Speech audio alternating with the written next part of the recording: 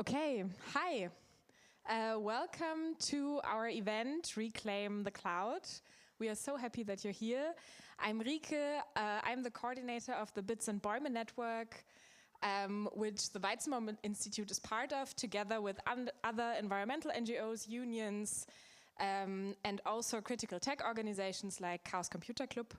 We are very happy about this event, although due to the strike of Lufthansa, Paris Marx can't be here tonight.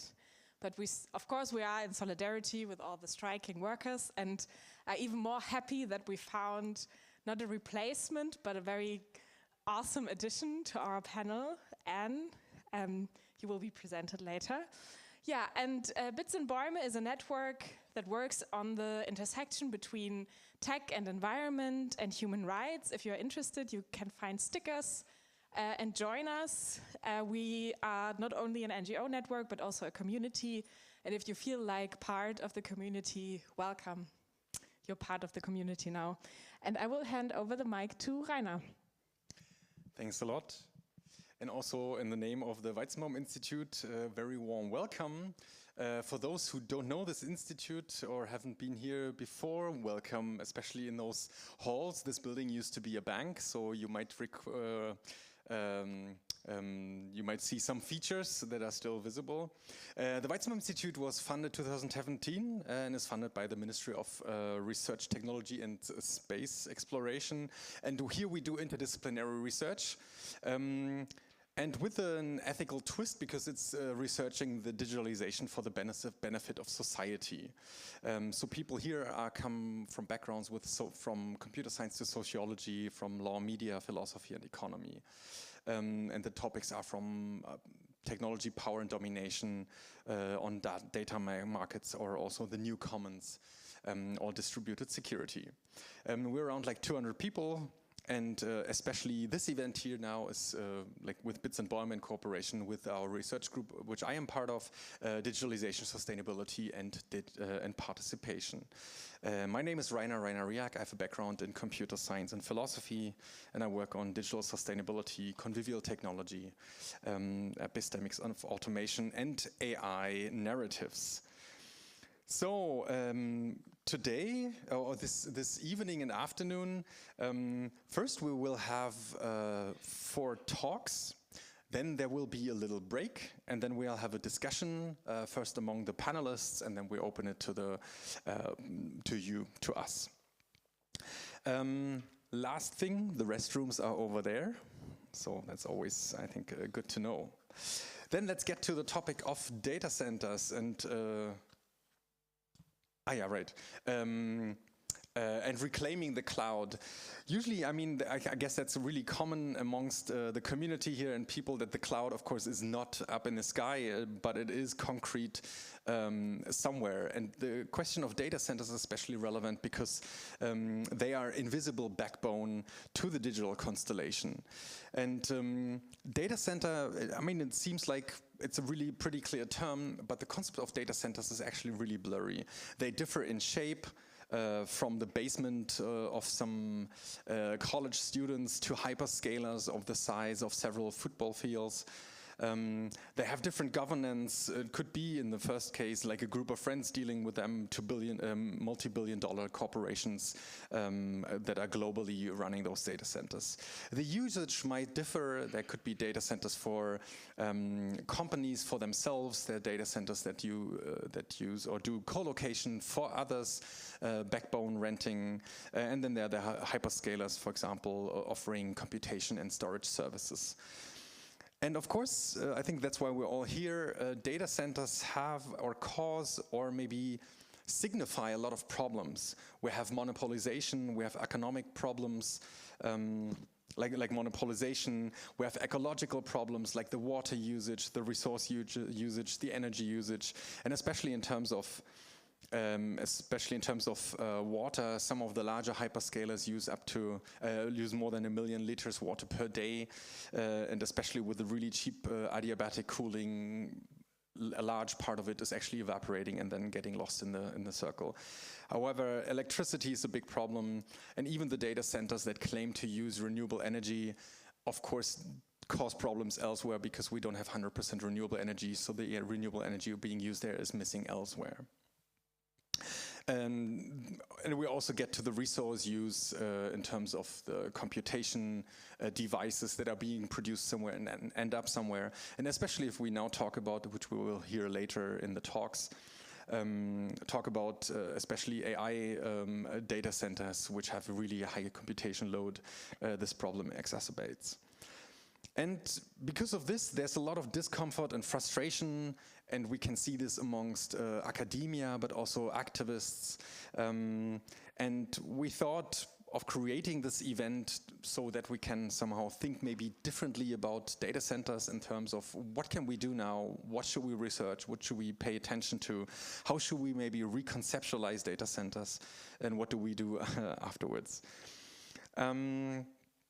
So, and for this, we invited 4 people, or 4 people. The first one, and I will first introduce all of them, and then we get to the talks of around maybe plus minus 20 minutes. The first one is Julian Bothe. We'll talk about the situation on data centers in Germany. He's a senior policy manager on AI and climate protection at Algorithm Watch. And Algorithm Watch is a tech research NGO, evidence-based advocacy NGO. You could say it's some kind of a watchdog for all kinds of digital policy. Julian Bothe himself has a PhD in geography, having worked on energy and politics, especially with a quite interesting topic of acceptance of the energy transition. Then we have Antoine and Ipo, or Anti and Ipo, from Le Nuage, était, sous nos pieds. From now on, I will just say Nuage. They come from Marseille and will describe the situation in France and the activities they're undertaking relevant to data center operations. And Nuage themselves are, you could say, a digital infrastructure resistance group. And now we're talking concretely about data centers. And what I found interesting is the name itself means there's the cloud beneath our feet, which is a very poetic way of saying we've been looking up to see the clouds, but the cloud is actually right beneath there and maybe has always been there. Then we're really happy to have Anne Pasek here. She will speak on data center ruins, especially working on political economy of the tech sector and global warming. In the context of global warming, working on the intersection of climate, culture and communication. Being a professor in the Department of Cultural Studies in the school and the School of the Environment at Trent University in Canada. And also, what I've learned, the Canada Research Chair in Media Culture and the Environment. So we're really happy that you're here. And lastly, we have Tara Merk, speaking on community data centers. She's a political scientist working interdisciplinarily on decentralized governance, especially in the digital field, on alternative ownership structures. She's coming from the CNRS in Paris and happily associated with the Weizenbaum Institute, also with the research group of digitalization, sustainability and participation. So now we will get to the first presentation. Julian, let's start. Yes, come here.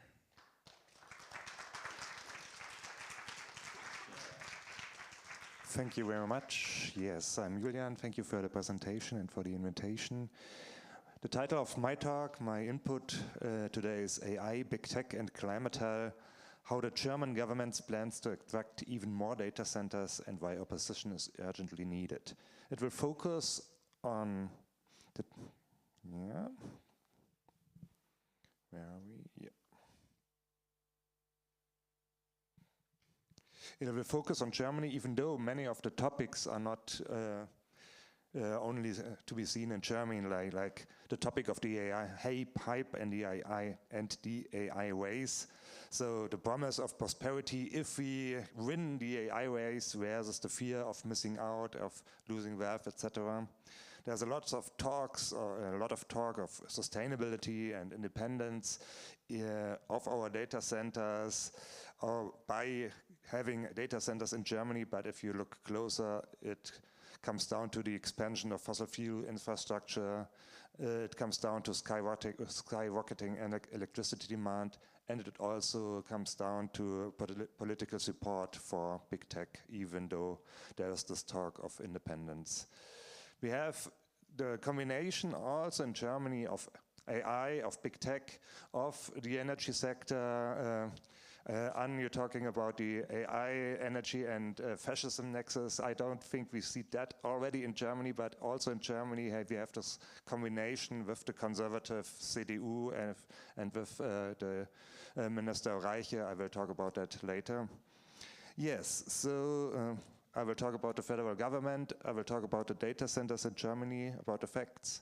I will talk about a lot of legal changes which are proposed to foster big tech and to attract data centers in Germany, and I will close by asking what can be done.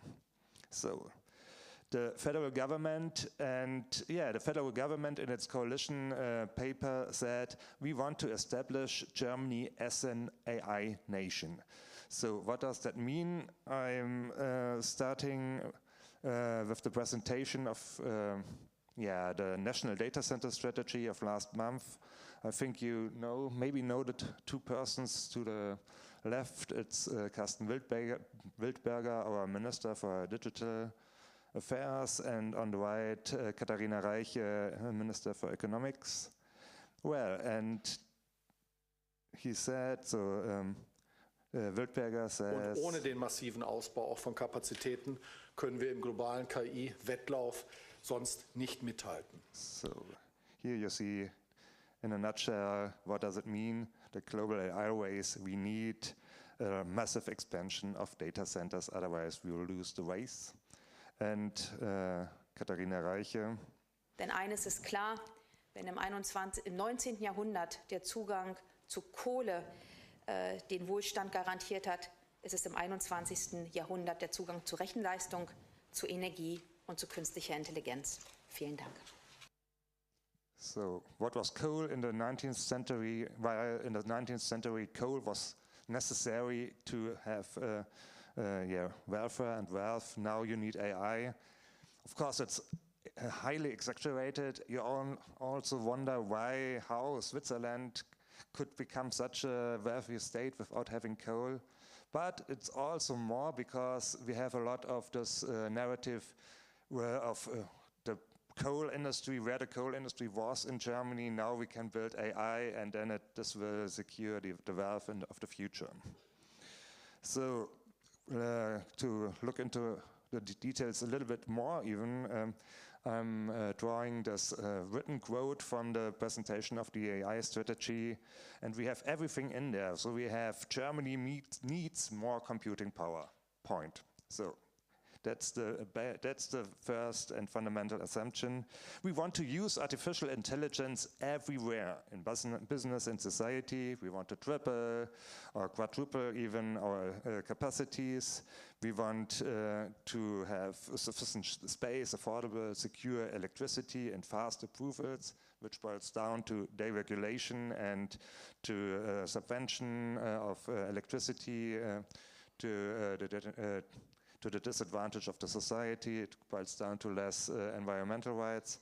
And then every new data center in Germany strengthens our digital sovereignty and competitiveness. So no matter what, no matter how, no matter from whom, data centers are necessary. Build, build, build. So what is when we look at the facts? If we look at the facts, we see that data centers are already quite strong in Germany. In absolute terms, Germany has the most capacities in the whole of Europe. Of course, it's far less than the US, but in Germany, there's the most capacities are in the EU. Most capacities are in Germany. Okay, if you look at the relative numbers, Ireland is higher, but still, if you look at certain centers, certain cities. You especially have Frankfurt. In Frankfurt already it's about 40% of local electricity going to the data centers. And we have already a huge build out. So we have a lot of data center projects. This is only the larger ones, the big data centers. So while some years ago 10 or 20 megawatt of data centers were already huge ones, now we're talking about 160 megawatt or even more of capacity of one data center. That's more electricity demand than a bigger town, so like a Großstadt in Germany. And you look, if you look at the map, you see we have, of course, Frankfurt. We have, of course, then we have in Brandenburg, near Berlin, a huge number of projects. And we also have in the former coal regions here near Cologne quite some projects. Yeah, what does that mean for electricity consumption? I'm drawing on numbers from the Bundesnetzagentur, so the German grid regulator, and they use the numbers which their numbers are based on actual project inquiries, so they are not only projections but based on real demands. Of course, the question is how much how much of them will develop, but they also account for that. So, for comparison, that's the Berlin electricity demand of 2024. Already last year we had already like 21 terawatt hours of data centers electricity demand in Germany. So that's well nearly double the electricity demand of Berlin. Then if we look at 2037, well, and this 21 terawatt hours is like 4% of German electricity demand. Then the German Bundesnetzagentur says, okay, in 2037 we'll have between 80 and 116 terawatt hours of electricity demand based on the actual project inquiries. The different colors are different assumptions how much of those inquiries will be built in the end. That's about 10% of German electricity. And if you look at the ideas and preliminary plannings, you have even more, up to 175 terawatt hours.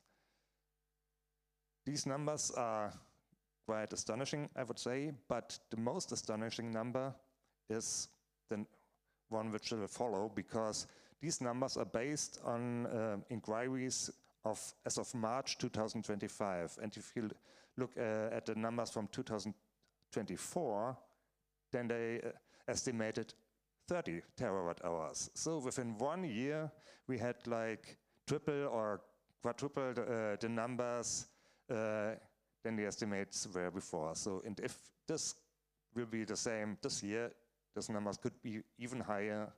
And if you look at all the recent announcements, there are quite a lot of new announcements of projects to be built or already built, like in Munich.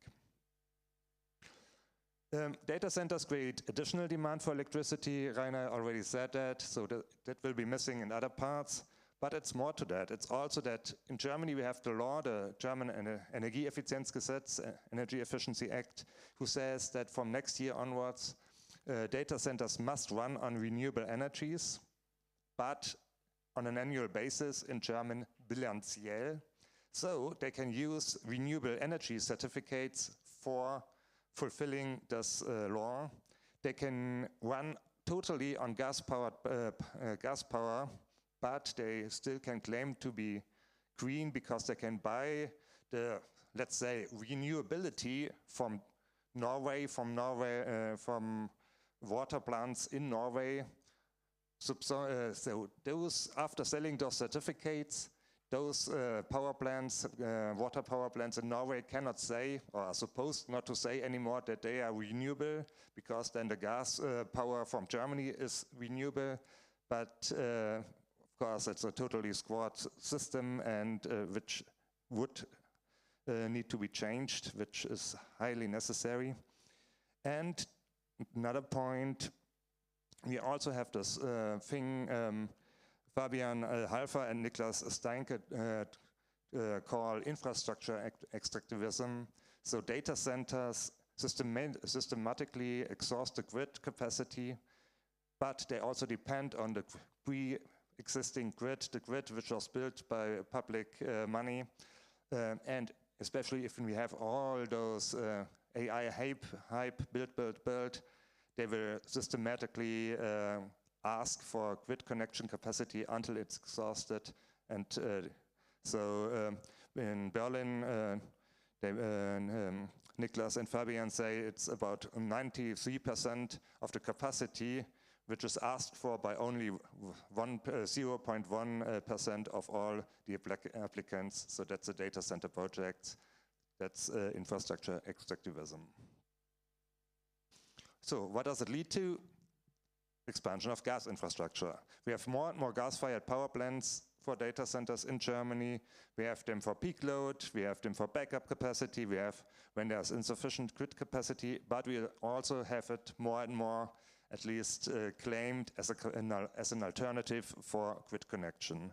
In total, I know about projects which make up around 12%, 13% of the planned expansion of gas-fired power plants in Germany. To only give one example, that's in near Frankfurt. It's a village called Maintal-Dörnigheim. They are planning a data center, 170 megawatt, which will not be connected to the grid until 2037, but shall enter in operation maybe next year. It's paused in a moment, we will see. And until grid connection, maybe, at least that's the plan, it shall run on an own gas power plant built exclusively for that purpose. So right now the municipality has some questions to that project, so we will see how it will develop, but that's the direction things are going to. And just to connect it to Minister Rike again, she is a gas expert also for data centers. Only in April 2025, a company called West Energy, she was the CEO for that company, had an announcement for more powerful digital infrastructure. She, like 1 month before entering into office and as a minister, wrote that, data centers are a highly needed competitive factor for Germany. And it was all about offering solutions to put data centers into operation even before the final grid connection, for example, by providing combined heat and power plants, short-term and flexible energy supply models. So that's about the status quo. What about the future and the future when it comes to regulation? There's a wide range of initiatives by the current government. Most notably, they want to weaken the Energy Efficiency Act. That will be a very high topic in the next weeks and months, so that data centers will be less transparent, there will be less reuse of heat, there will be less efficiency in those data centers.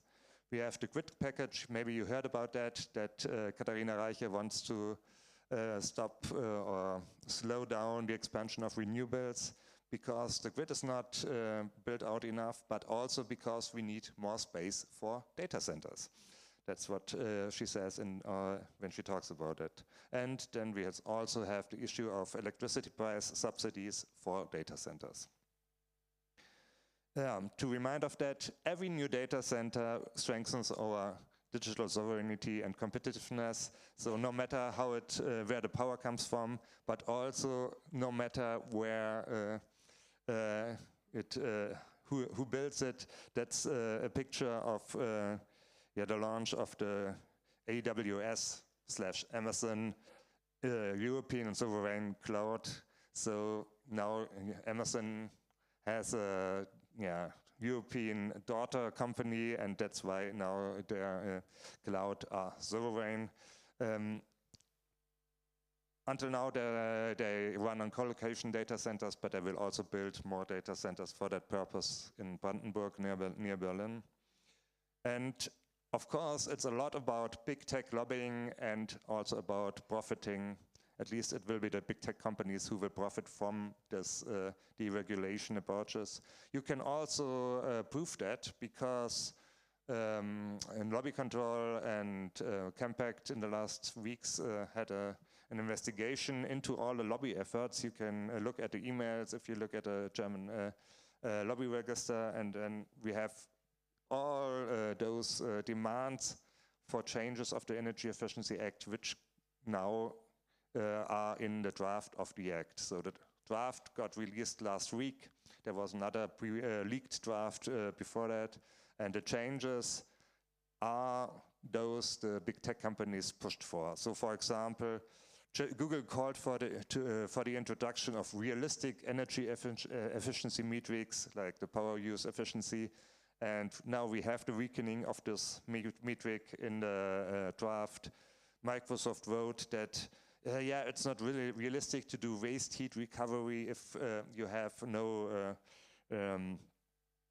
project, no one who would take it within 5 kilometers. So now we discussed this change, or this is the drafted change. So in the end, there will be no data centers built within 5 kilometers of possible users of that energy. So they will only build it a little bit farther away.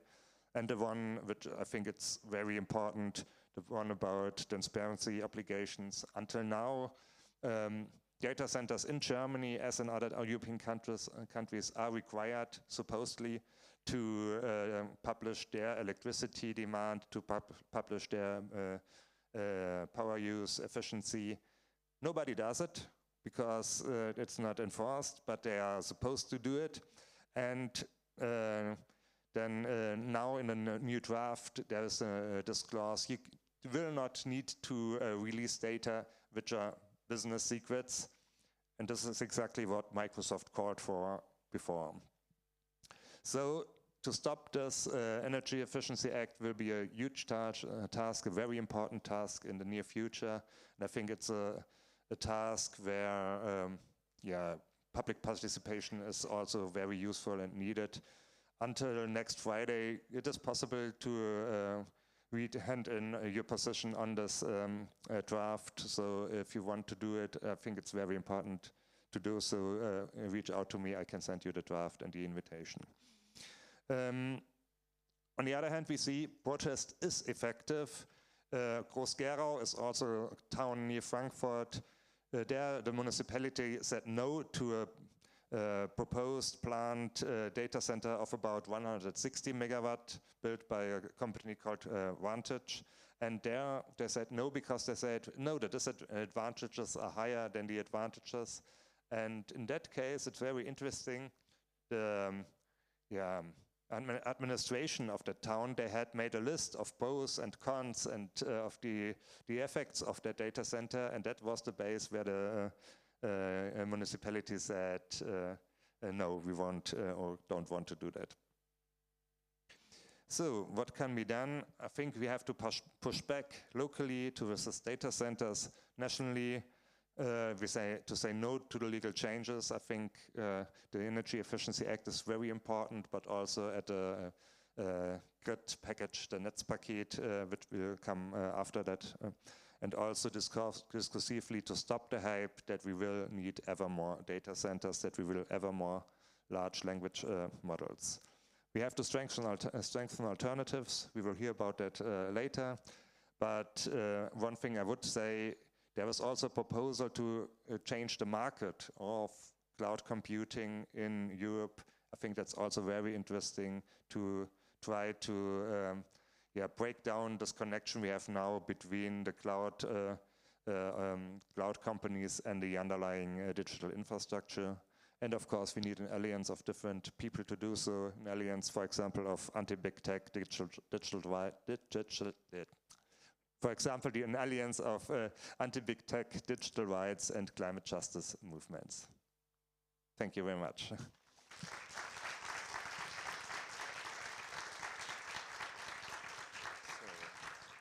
And I think we're going directly to the next one. Yes.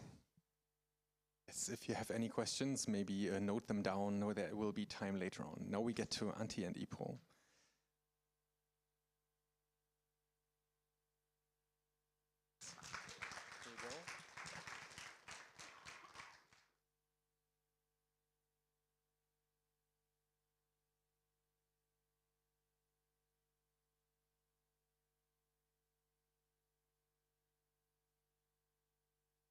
Hello, I'm Ipo, and I am from the collective Le Nuage, était, sous, pieds, a Marseille-based collective, which we are fighting against digital infrastructures, which data centers are part of.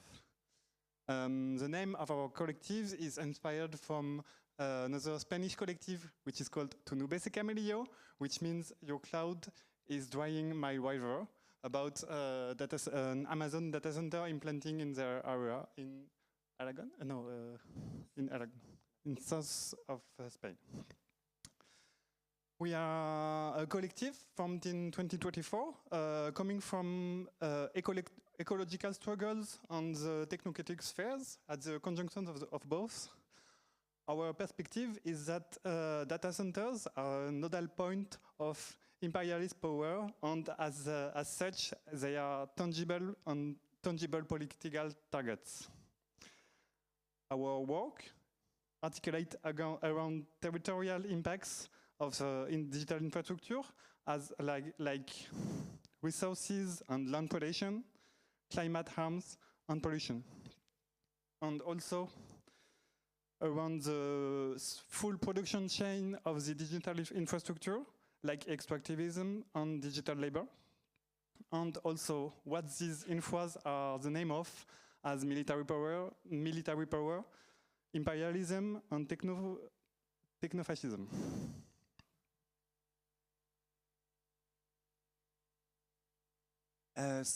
I'm going to explain a bit more about the situation in Marseille and in France in general. So luckily we had the presentation of Julian before, so it's kind of the same thing happening in Marseille, and it's also want to be France data center nation, like the nation of data centers. So I feel like it's also getting into this conflict between national power in Europe. So it's also interesting to note. And there was this big summit in Paris last year, like the AI summit in Paris, held by our president Emmanuel Macron, and who hosted maybe all of the techno-fascists of the world in some places in Paris. And he had this beautiful sentence, I have a good friend in the other part of the ocean who says, drill, baby, drill. And here in France, we say plug, baby, plug, because we have a wonderful electrical grid with nuclear power, so you can come and plug your data center on our electric grid. And in fact, it happened to work really well, because last year, France was the first country for foreign investment in the sector of data center. So there is this massive boom of data center construction in France. There is this big project that is called Campus AI, which is in Fouju, which is like in Seine-et-Marne in France. And it's like the biggest campus for data center in Europe in the planning that we have now. So, but Julian says it well, there is a lot of new project happening, so maybe it's going to be not the first one really soon. But the consumption, the electricity demand of this data center, it's 1.4 gigawatt just for the campus. So this is more than one nuclear reactor. So this is really a big one. And this is just the beginning of this new explosion of announcement of new data centers. And especially in Marseille, it's funny, but we are from Marseille, so that is why we engage firstly regarding the data center in Marseille. We have all the underwater cable, which are all the colonial roads. And the importance of Marseille historically is linked as the harbor of the colonial country on the Mediterranean Sea. So it was the way to enter Western Europe. So it was also like one of the first big entry for oil adduction with the southern pipeline in Europe. So it's like the history of extraction repeating itself. And so this is a really important point for the digital infrastructure, because it's a key point of their global expansion. And so there are like 70 cables that are already existing, and a lot of next important underwater cable. And so maybe you know, but 98% of data is going through the undersea cable and not from satellite and so on. And so this is really important, and this is why Marseille is one of the big places on the worldwide map of digital infrastructure.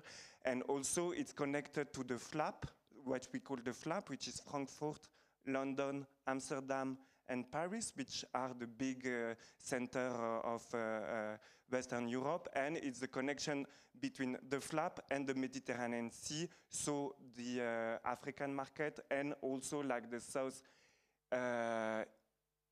Asia market through the Canal de Suez. So this is like a strategical geographical point. And so now, because we have all these roads, we have also the explosion of construction of data center in the harbor of Marseille. And now the electricity of Marseille has been saturated due to the data center. So they need to build new data center in the countryside of Marseille, and which is linked to the old railroad that was connecting Paris to the colonies through Marseille. So this is a bit for the situation, and now we are doing like, we are trying to do some resistance against these things happening. So we are doing a lot of stuff. So initially we just discovered the thing, and when we discovered it, there was maybe nobody was talking about that in Marseille and in France. And then we had the Trumpian investiture with all the big tech that helped us to show that there was a problem with this kind of stuff. But at the beginning, we were just like making information sensibilization. We do a lot of collective work to see where the data centers are, how they are connected to the electrical power plant, how they are connected to streams of water and so on, to understand where they are. And we feel that we need to territorialize this infrastructure and to understand how they are happening in some specific places of the city. So they are mainly in the northern part of Marseille, which is the poorest part of Marseille, and so it's always doing other like violences, social injustice, and so on. It's linked with all of them. And so we did this map that you are seeing. We did like this this map of all the new projects happening, and we also put all the collective that we're fighting against, and we put this map on national media, like Reporter, which is like a national ecologist media, with the saying that if you have one of these data centers that are coming next to you, you can write us and we can build a collective coalition against data centers. So we are meeting on the 25th of April in Paris to have a national meeting of all the people who are fighting for data center. All the dots that you're seeing are the data center in the, that are in plans in France. And the colors, these are already in construction. These are the sites that are being proposed by the government. And yeah, you can check it further. It could be nice to link it with other countries, but we firstly decided to concentrate on France. We did participate on a campaign with a coalition who's called Hiatus, which is coalition against the law of, because you talked about like deregulation in Germany, it's also happening in France, it's also happening on a European level with the digital omnibus law. And in France, we have a specific law for the simplification of data center, which allows them to not give their electricity consumption, to go against this law that is supposed to go against the soil artificialization. So they have like a moratory, I don't know how to say that, like they can, régime dérogatoire, like so it's just like the law doesn't apply to them around all the laws against artificialization of the ground. So we did like a call center with deputy, we did like a forum with many politicians and so on, and so we decided we tried to bring this subject on the National Assembly and so on. And then we also did a lot of protesting, like Velorussian, like a bicycle revolution in like protest with bike against techno-patriarchat, and we did a lot of different things. We are trying to have a lot of different ways of engaging in this fight. And maybe what's also interesting is that we are trying to do a lot of connection with other collectives, because we feel like we need to talk about data center, as you said, as a nodal point of many different topics. For example, data centers are really linked to extractivism, because they are causing problems on where they are landed, like Julian presented before, but there is also the supply chain, like the construction chain of data center, is kind of similar as the construction chain of our smartphone, with a lot of extractivism problematic in République démocratique du Congo, in Chile, in Western China, in many different places in the world. There is all this problematic with chip factories who are also consuming a lot of water. And so in France, we have like other collective who are fighting against a chip factory in Grenoble, which is an ST microelectronic factory, and so there is a project of extension. And so we are really trying to make the knots with all of these other ways of fighting against the data center and the digital infrastructure problematics. Maybe also there is a collective who's called Génération Lumière, which is a collective who's coming from the Congolese diaspora in France, and they are pushing at the European Parliament a law for the blood raw materials, you know, like against the use of. They failed to do it, but they are trying to push also the knowledge about the fact that all of our electronic devices are coming from the blood of their people. And so we do a lot of organization with them. And voila, I think, I don't know if you want to add. I just want to finish that, as you saw, there is a website, and you can find all of our work on it, which is, well, most of what Antti talked about and many more. And it's in French, but you will find a way to translate, I guess.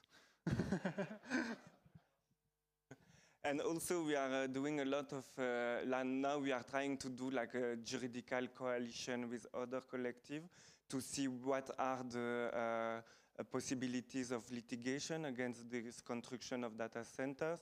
So there was like an Amazon data center that was being built in south of Ile-de-France, in south of Paris. And they did like, it's an Amazon data center, they did like, what we call it in French, saucissonnage, like cutting the project in many different smaller projects, so they can just get beneath the legal obligation each time. And so we tried to see if it was possible to go against it with a litigation. It failed also, but at least we tried. And now we have a group of jurists that are working on it, and maybe who knows what will be the next steps, but what we can say is that there is a lot of people engaging in this fight in France and also in all over the world.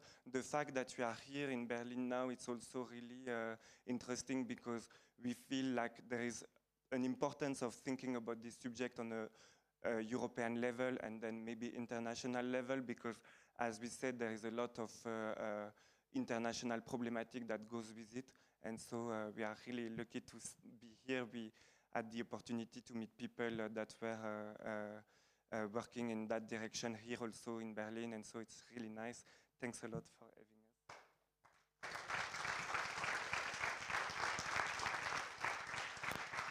Thanks. Beautiful. Thank you.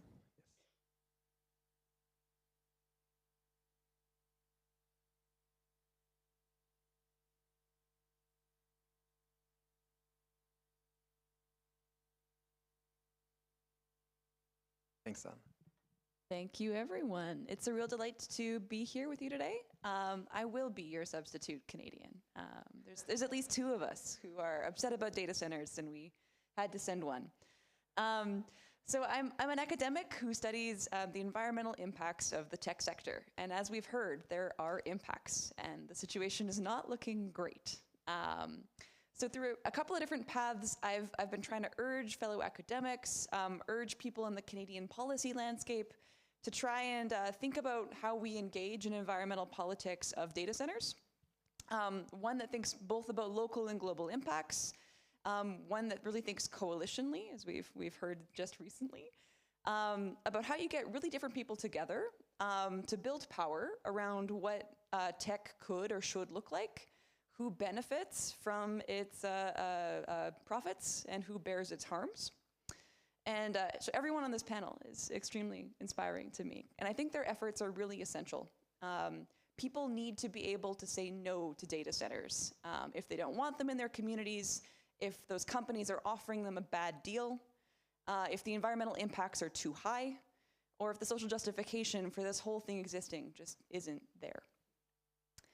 However, lately, I've been thinking more and more about a slightly different problem. What happens to all the data centers after they are built? What happens when they eventually, or maybe even suddenly, are abandoned and fall into ruin? And like, at first this might sound like a bit of a cope, right? Like a lot of us are engaged in like what can be really long-term struggles with extremely powerful companies that can seem unstoppable. So, you know, like maybe it's kind of nice to contemplate that like in the long run, this too shall pass, as it were. However, I think there's a serious issue here that we also have to actively engage because knowing how to build a better world often relies on knowing how to deal with the world that is ending all around us every day. And data centers, as it turns out, are often a lot more temporary than we think. Even though they can cost tens or hundreds of millions of dollars to build, companies will sometimes simply walk away. One example comes from a study from two of my colleagues, Pat Brody and Julia Velkova, for a data center built in Vaudreuil-Dorion in Quebec, in Canada, by Ericsson. It was a brand new development, very expensive, very large capacity data center that ran for 10 months at reduced capacity and then was abruptly shut down. Despite more than $30 million in tax incentives offered by both the province and the city, the site is now what is called a cloud ruin, which is to say it is a fenced-off, mostly empty box in a field at the edge of a town. Now, if you hated that data center, like, this might seem like an unexpected victory. For the long-term economic health of the region, however, like, this might be taken as quite bad news. There was tax revenue that was going to come from this site that now won't go into municipal coffers. And the existence of, again, this sort of shuttered data factory, this empty box, really does impinge on possible future uses of the site. It's hard to retrofit like a giant empty warehouse to do and be other things. And that is if Ericsson decides to sell. Like currently they're just kind of sitting around waiting for their next move. And strange to me, this ending isn't something people have politicized. There hasn't been a celebration, there hasn't been mourning, there hasn't been an energetic debate about what to do with this site or with all the electricity that was promised to it. It was a bit of a non-event. And like the politicians who are in charge, who worked so hard to bring this project to their community, at least when Pat and Julia were writing their article, they seemed to be doing nothing but trying to seduce Ericsson back to convince them that this whole thing could still keep happening if they just came to the table. So Julia and Pat are like, that's kind of cruel optimism. Like that's what happens when you have no other option, it seems, than to be hopeful, even if that hope isn't helping materially improve your circumstances. And when we look at the wider world of data centers, approaching the end of their normal working life, the ones that aren't so abruptly abandoned, we can also see a really worrying lack of political imagination. Usually these data centers are either expanded so they can hold more chips with greater energy needs, that they can become cool new AI data centers rather than boring old co-location data centers. Or maybe you just demolish the whole thing and build something else. And this is politically pretty boring stuff. Like it's not the subject of debate or controversy. That makes sense because these data centers, the ones that are aging out today, they aren't like hyper scale data centers. They're not the shining and new kind. There isn't millions of homes worth of electricity, millions of gallons of water tied up in these sites. And their ends are pretty distributed over time and space. So maybe it's like a local interest story, but we probably all feel like we have more important things to worry about, right? However, as we've heard, the kinds of AI data centers that are being built today are going to have very, very different profiles and very different kinds of endings. So one reason is that they use so much dang energy. The International Energy Agency is predicting that globally, data center energy demand is going to triple by 2030, which is wild. And that is largely being driven by specialty AI data centers. That's the light blue part of this graph, and it is oscillating wildly. Another is size. To give an example, this is a project by Meta in Richland Parish, Louisiana. This facility's eventual purpose is to train the company's Llama LLM model. Currently, it's used to do things like transcription on Zoom or to provide summaries and personas on Facebook. Meta has also licensed it for military use, but we do not know to what end, or those details are not public. And in terms of like surface area, this whole thing is just a little bit smaller than Manhattan. It is currently under construction, but when operational, it will have 2 gigawatts of energy load, which is more than 1 million American homes. So the Louisiana grid doesn't have that power sitting around, like to hand out to people who come and ask for it. So Meta has commissioned the construction of 2 methane plants, so building on Julian's analysis here. One is 1,500 megawatts, one is 750 megawatts. Those plants are going to be built on and near the site in order to power it. And if you say, hey, Meta, that sounds like a really bad move for the climate, they'll be like, it's okay, Anne. We're going to be carbon neutral. We're going to do some offsetting. We're going to pay for there to be a solar plant built somewhere else in Louisiana. We're eventually going to pay for carbon capture to be put on the gas plant, so like it's all going to go away. And then I'll say, Meta, I've been studying you for a decade. I know that doesn't work. And then they'll leave the room. So that's usually how that stuff plays out. These kinds of energy deals are common enough with new hyper scale AI data centers. And as Julian was mentioning, like gas really is the unambiguous winner of the AI race. I'm sure you've heard stories too of Colossus, which is xAI's data center in Memphis, Tennessee. It is currently illegally operating mobile gas turbines on the site to power a similarly huge data center in a historically black neighborhood while it's waiting for that proper power plant to get built on the grid. This is illegal, but under Trump's America, there has so far been no enforcement. So obviously it's consequential to these communities if these data centers were to just suddenly stop their operations. Some of those would be good consequences, right? Like many folks do not want to deal with the air pollution and water stress these projects bring to their communities. But that outcome will come with its own problems. What do you do with a Manhattan-sized box with 2 gigawatts of energy load when that demand drops away? And will the fact that these infrastructures got built where they are sort of set up an uphill battle for these communities who want to find some other source of revenue for their community to reimagine what this could be? And is anyone actually going to get those gas turbines turned off or that water back after the pipes have been laid? This is a question I think we have to ask with some urgency, because I believe we are in an economic bubble when it comes to AI, and that bubble may soon pop. So in 2026, we are on track to see some $600 billion in capital expenditures on AI data centers in the United States alone. There's a lot more happening globally, and a lot spurred by justifiable anxiety around digital sovereignty. But the thing is, it is not the least bit clear whether or if any of this will become profitable.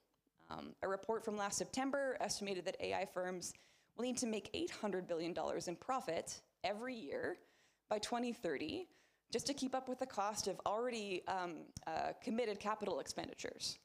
And for context, there's a gap there larger than the sum of all of Amazon's annual revenue. So there needs to be a huge windfall for this dance to work out correctly.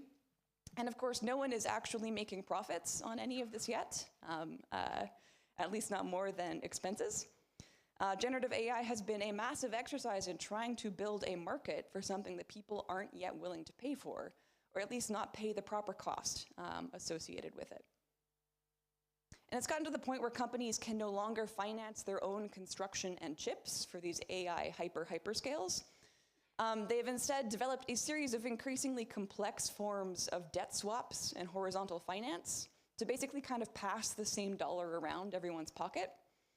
More and more firms are turning to private bonds and special purpose holding companies to keep these debts off public books, where it could affect their credit ratings. Adding to these red flags is the fact that a lot of these debts are taken on to buy what is a rapidly depreciating asset. AI models are mostly trained on specialty GPUs. These are designed to run at really high voltages, where they undergo considerable material stress that makes them prone to break down. And it's also the case that a new generation of chips gets released every year. So if you're trying to win the AI race by being the fastest, the mostest, you can't afford to try and wring extra life out of an old GPU. So in effect, the working life of these things is as short as 2 years. As Rainer alluded to, that's a big e-waste problem. That is also a big economic problem. Some commentators have referred to these GPUs as digital lettuce, so sort of apt to spoil. And it does suggest that even a functional, even a hypothetically profitable AI data center is going to be constantly ruining and renewing itself just to sort of tread water. And on that note, many are going to draw comparisons to the 2001 telecommunications bubble. This came from misplaced optimism in the rate of growth for digital services, including the frequently quoted but ultimately incorrect statistic that internet traffic was doubling every 90 days. So this led companies in America to invest more than $500 billion in expanding wireless and fiber optic networks, mostly financed with debt. A lot of that finance came from the manufacturers of that equipment, because if you give someone a loan to buy your product, that looks good in your books, even if you aren't actually making any money from that transaction. And there was what is, by today's standards, an unusually competitive market out there. There were more than just monopoly players. So companies were eager to burn cheap cash, building rivalrous infrastructures. But when those companies couldn't attract enough new customers to service their debts, and when there were a few high-profile fraud revelations, that bubble popped and the dance stopped. Over $1.4 trillion in valuations were destroyed. Over 400 million jobs were lost, 400,000, in what has been called a case of market ruin. And still, in the grand scheme of things, this was a relatively mild recession, one that was to a degree contained because the rate of individual households participating in the stock market was just much smaller than it's since become. So that recession only lasted a year. A lot of businesses grew out of these ruins.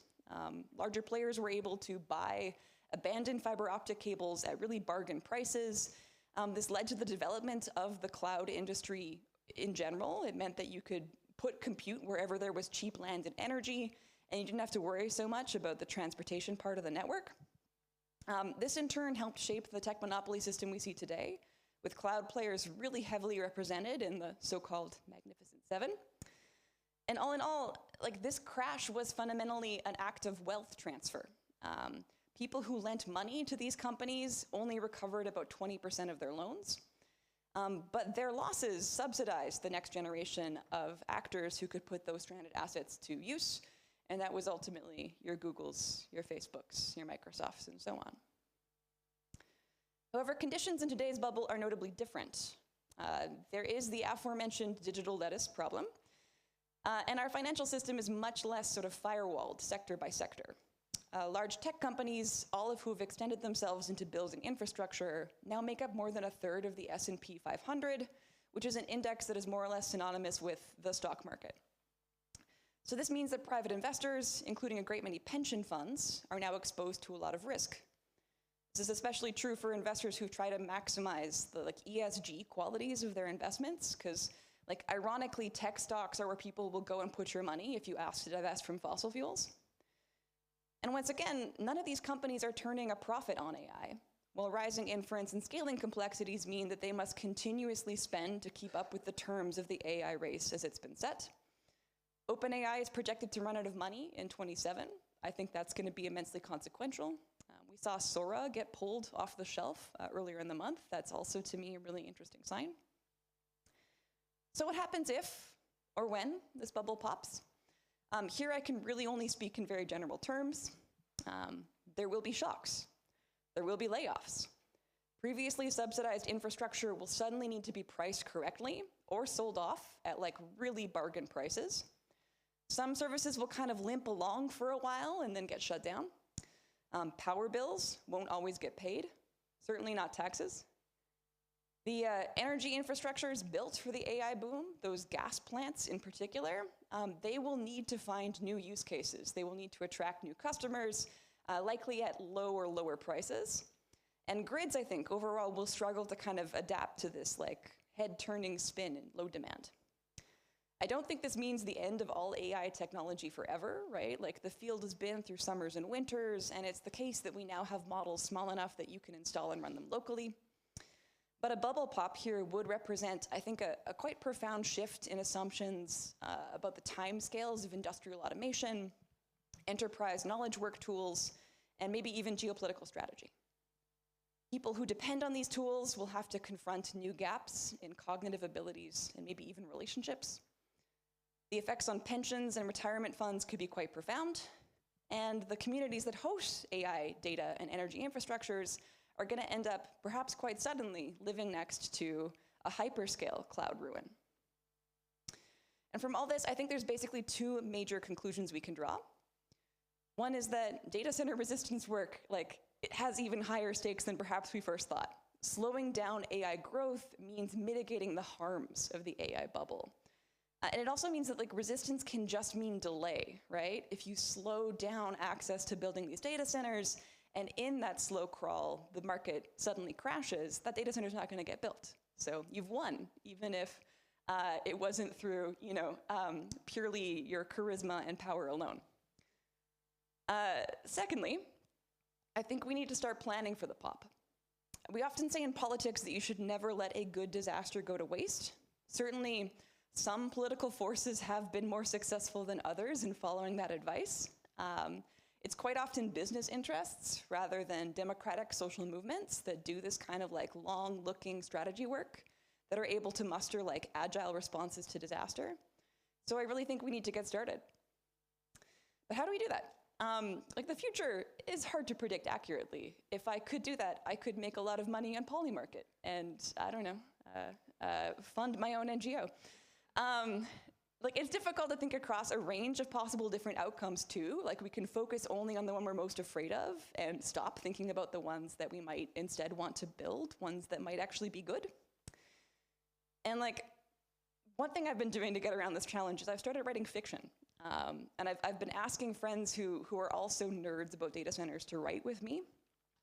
Fiction that thinks about what it would mean to live through an AI bubble pop in different parts of the world, in different contexts, it's kind of a way of like sneaking up on the question of future scenarios and thinking about them in really qualitative terms, right? Like, what would a bad future feel like? What would a good future be for specific people in specific places? What would you do if you were in that scenario? And just to flash a couple of scenarios by you, I've been thinking about towns that connect their district heating to data centers. If they are not cautious, if they don't build up redundancies, and all of a sudden those servers turn off, they could end up quite cold. Maybe they have to occupy a data center and run it, doing nothing of value, just simply to keep warm. And then maybe as the winter recedes, like, you know, you're looking at like stripping the thing for parts just so that you can pay your energy bills. I have a friend, Josh Lepowski. He is much better than me at practicing militant hope. So when I asked him to think about a data center future, he wanted to think about retrofitting it to become a container farm. Like, he's from a part of Canada that has a lot of food access issues. So this could be like a socially beneficial way of using all that water and energy to do something for his community. Laura Watts is a really cool energy and feminist scholar who spends like much of her time living and engaging with Orkney Island in Scotland. It's a really cool place because they have heaps of tidal power. They have more energy than they can find buyers for, which often means they have to curtail supply. So they're a rare place in the world maybe that actually wants to have more projects come and connect to their grid. They don't have as much buyers as they have supply. So she's like, maybe we need to like salvage some underwater data centers and plug them in. That could be useful for this community. And you know, I'm sure she knows this, but like there's this concept in green computing circles called information batteries. The idea is that you get a bunch of server racks together to do energy-intensive computational work, and you schedule that work to only turn on at periods of time where there's just too much green energy on the grid. And this is happening more and more as we decarbonize our systems, as we deal with like deep hills and valleys of like solar and wind demand. And you know, if you're a climate scholar who needs to crunch those numbers, you don't care so much about like when they run if you have that flexibility, and if the GPUs are really cheap, right? Like this could be a useful way of kind of smoothing some of those like jagged parts of a decarbonizing future. So again, I've been asking all these nerds, what do you think? But I also want to ask people in the general public, like, what do you think? You know, what would you do with an old abandoned data center? This is a fun question to ask in parties. And you do get fun answers as well. Like, this is a list. I really like it because it kind of like, you know, tells you where people's intuitions are at, right? Like what would be a kind of playful way to think towards what we really want, what we really value. But I do think that these examples are kind of stuck with the idea of like the architecture of the data center. Like, what do you do with a giant empty box? Although maybe the rewilding example kind of suggests that we just delete the box and we give the water back to the land, and we power down the gas turbines. And like, there's probably some sense in that, right? Like, definitely some spots where that's the option I'm gonna wanna pull for. But it's also not the case that every data center is built in a water-stressed part of the world or running on gas. So another way to approach this might be to think about what we would use that energy and water for, the stuff that's already committed to the site, the stuff that's already sort of in our plans, but they don't have to go into a giant windowless box powering GPUs. And here we can see people's values start to come out. Like there is really like quite a lot that's up for grabs in these sites. A lot of infrastructure here that we could turn to democratically determined ends, but we're gonna need a plan. So keeping this future-oriented perspective, but wanting to bring things back to the present, I've been trying to think about what we can do with all kinds of industrial development, including, but not only data centers, to ensure that they ruin well. And I've been finding it really helpful here to think with this book by Charles Perrault, Normal Accidents. It's about nuclear power disasters, so like really cheerful stuff. But it contains really helpful language around ways that systems interconnect, and thus like whether or not it's easy to unplug something from one system and plug it into another, or alternatively not easy at all.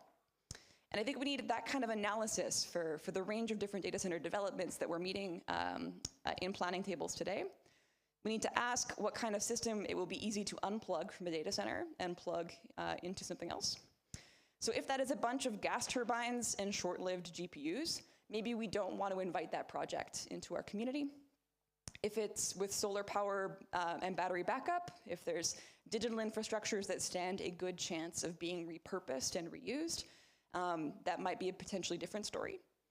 And again, like smaller data centers are going to ruin better than Manhattan-sized ones, certainly. But in parallel to all that, and maybe once more with feeling, I think we need to start planning in our communities, in our governments, about what to do when a disaster comes along that we could capitalize on. How can we, if we've lost the fight to reject a data center from our community, still continue to fight to shape that data center's life, to shape the end of that data center's life? How do we position ourselves to act when data center companies go bankrupt, or even just when they miss a single tax payment? How do we negotiate land use agreements and property contracts that think about wealth transfers that happen when bubbles pop? And how do we ensure that that wealth ends up in the people's hands, right? Rather than the next corporation that's going to try to build a monopoly. And also, who is going to be our laser tag champion? Like, these are all serious questions that merit our time. So thank you for listening, and I look forward to the discussion.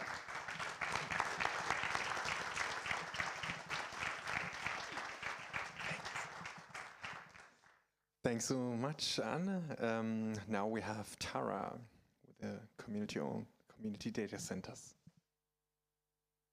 Thank you.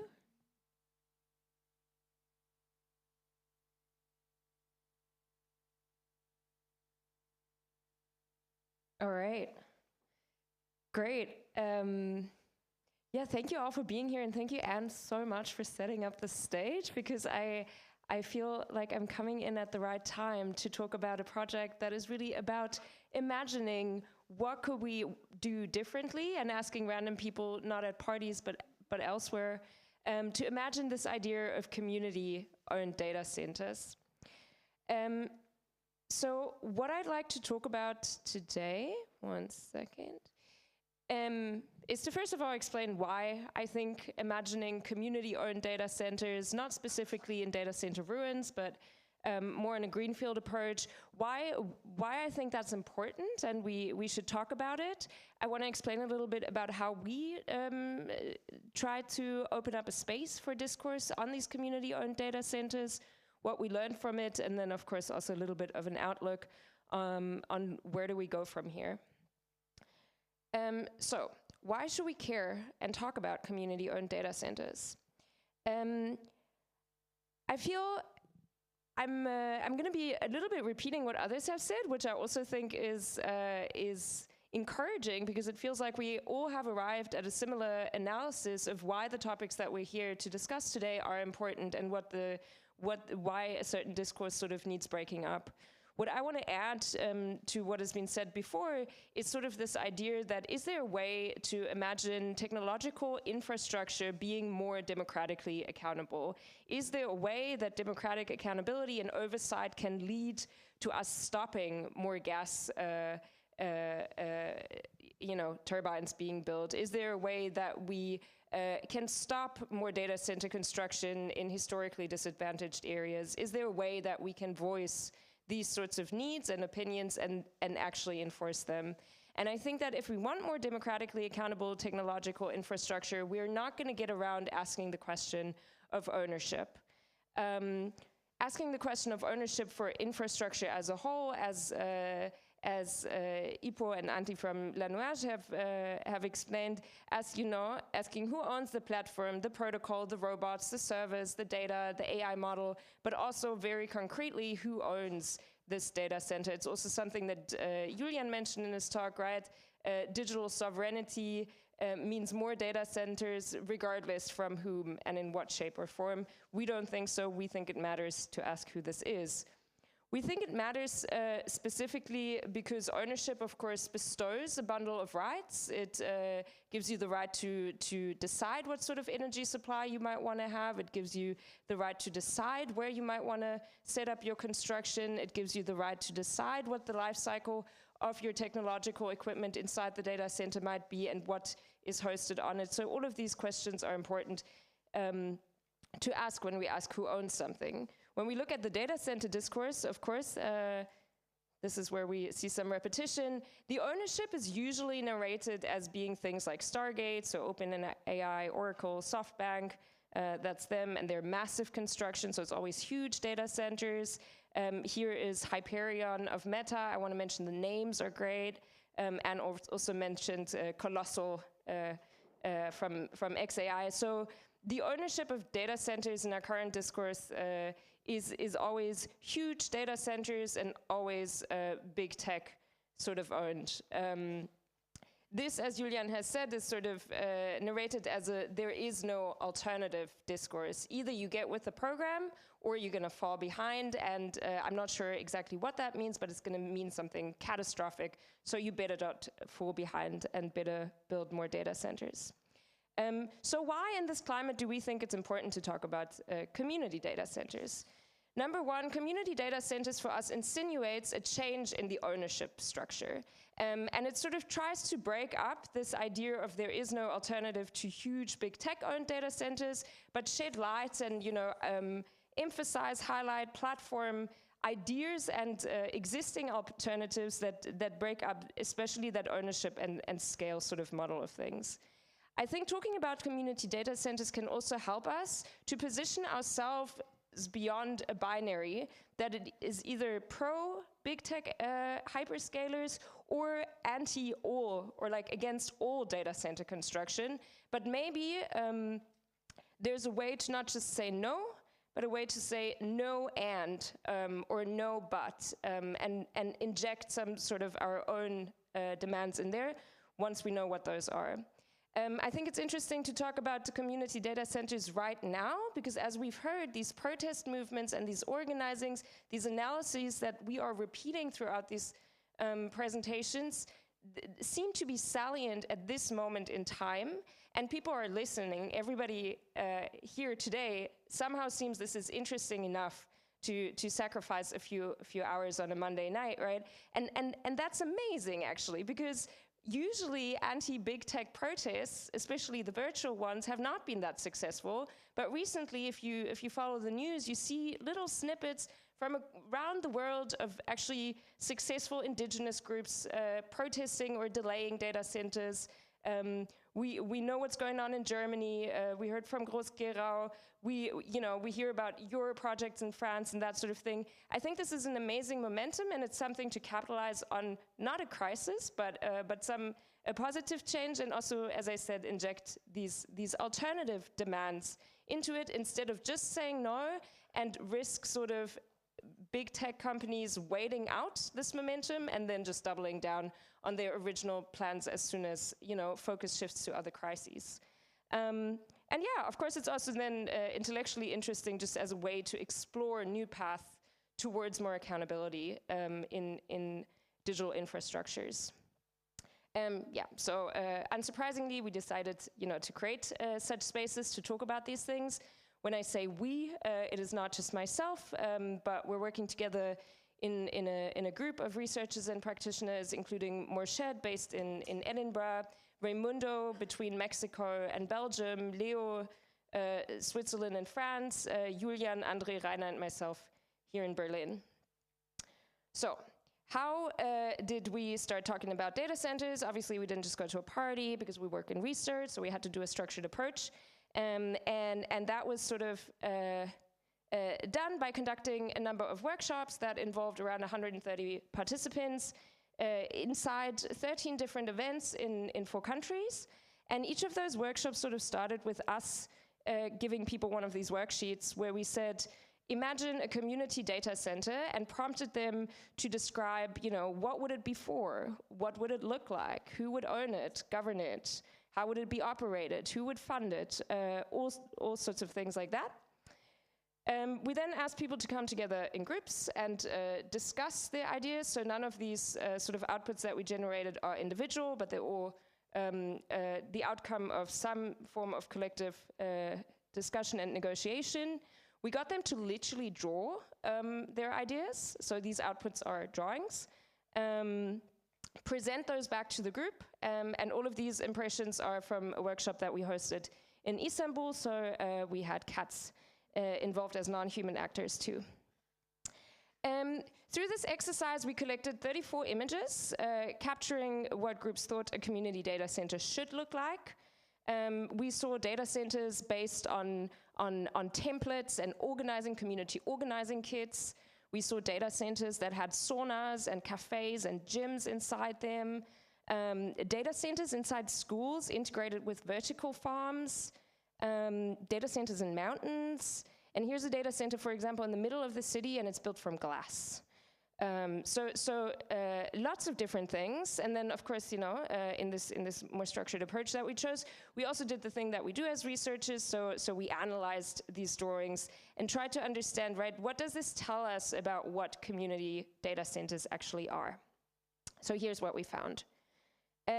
We kind of clustered, right, like some recurring approaches and answers that people had to some of the prompts that we gave, and I'm not going into detail here, but I'm going to say there's a lot of different answers and ideas that people will come up with, which is great, right? Like there is no shortage of imagination about what alternative data centers could look like. That's nice. On the other hand, we did also see that in a lot of cases, people were unclear. They said it's going to be emergent, or they didn't address a specific point. So what this sort of shows is just that these are ideas, these are starting points, they're not fully fledged out proposals, and I wouldn't suggest taking them home as such. But of course we didn't stop at saying there's a lot of diversity and a lot of stuff we don't know. That would be boring.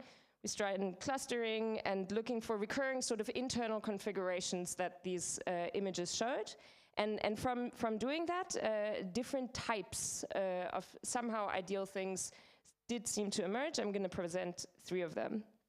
The first one that we saw was images that emphasized this idea of local public infrastructure.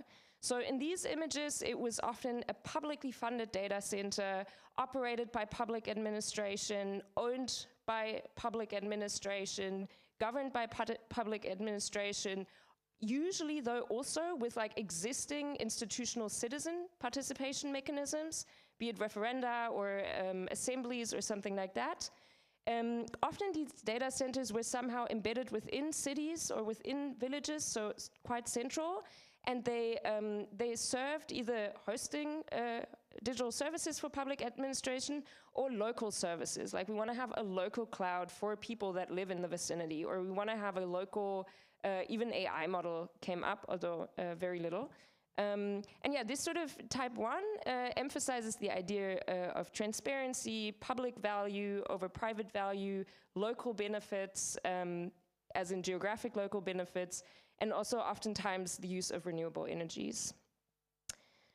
The second type was a little bit different. We call it like the community commons type. So here it was more people imagining data centers within existing community structures. So on the image that you see here, a group imagined a data center incorporated in a hacker space, in a pre-existing hacker space, but that could then also be used by people who are not previously part of that hacker space. In many cases, this type 2 was also not just hackerspace or other pre-existing, but some sort of communities that were in some way tied to education initiatives, which was really interesting. This also came through in the purpose, where in many cases the purpose of these types of imagined data centers was for community building and for educating people both around like how do data centers and servers work, but also sort of spreading maybe knowledge of open source software and things like that.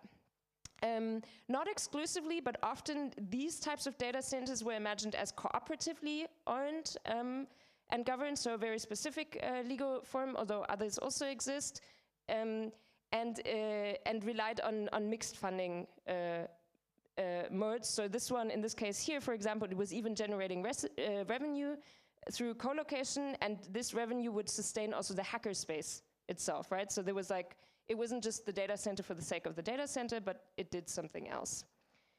The third type that I want to present was the idea of distributed networks.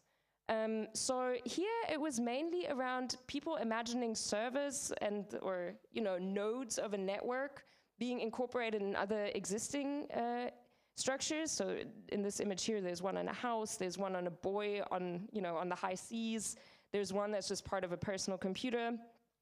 And these nodes, would be self-funded in most cases, sometimes partially crowd-funded.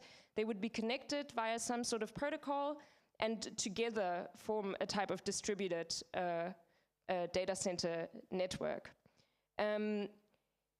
Here, sort of this idea of decentralized ownership. So there wasn't one entity that owned the network, but the node operators were the co-owners. They were multi-stakeholder and often relied on like federated governance. Again, the idea of cooperative governance was mentioned, and sometimes more out there ideas of like, let's use a blockchain and token to coordinate. Ultimately, this model really aimed for security, resilience, and sort of using pre-existing resource to create network effects that could, rival some smaller data center capacity. All right, so that's what we did, and that's how we spoke about community data centers. Where do we go from here? First step we did is go back to reality, and we were like, oh, like looking at these types, we have actually heard about projects out there that closely resemble a lot of the ideas that these people in the events put forward. So for example, in terms of public infrastructure, there's an example in Wolfsburg, in the city of Wolfsburg in Germany, called WOPCOM, which is a publicly owned and administered data center there that, amongst other things, runs services for their public administration. Espora is like a feminist server collective in Mexico that's really about embedded in pre-existing community and very much emphasizing also this idea of collective learning about digital infrastructures and propagating the use of open source technologies. And type 3, it could even be something like Filecoin, a distributed networks of servers that offer long-term storage solutions and coordinate using a cryptocurrency.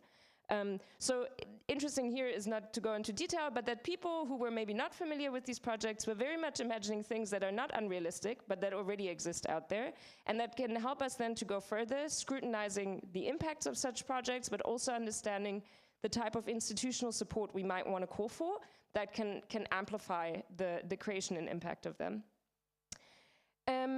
Returning to the question from the beginning and why we sort of started this investigation, and asked, so do community data centers lead to more democratically accountable technology infrastructure? The answer, of course, is a big maybe.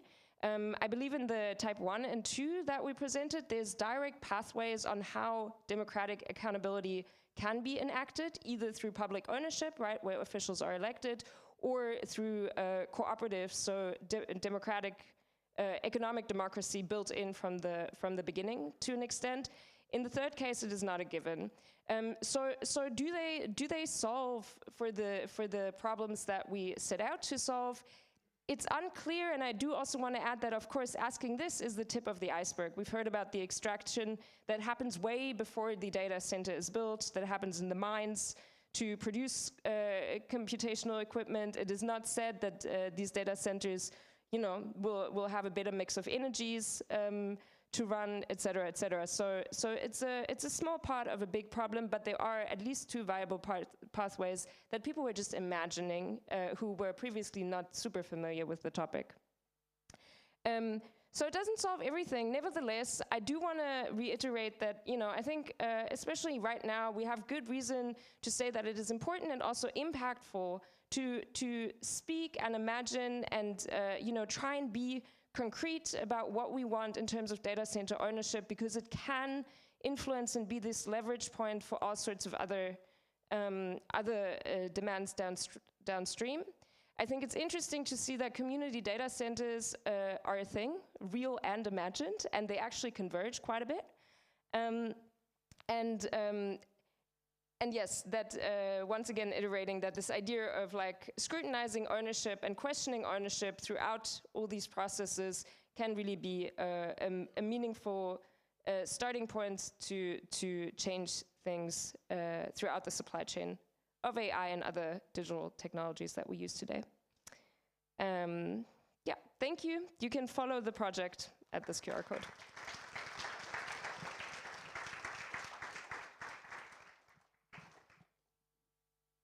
Thank you so much, Tara. And thank you so much to all the four speakers so far.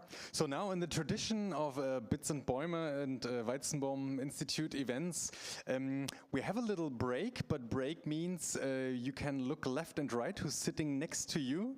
And it has been a really nice tradition to gather in groups of 3 and maybe share what you found interesting from what you heard, maybe what you find maybe obvious or what you found like critical or what was something like a really new idea that just came up. And we'll do this and have give some time for breathing for 15 minutes. So we'll continue at 6:55. Welcome to Germany. 6:55, and yeah, I wish you an interesting conversation now, and then we get into the panel discussion, and afterwards we have food and wine and joy. Okay, thank you.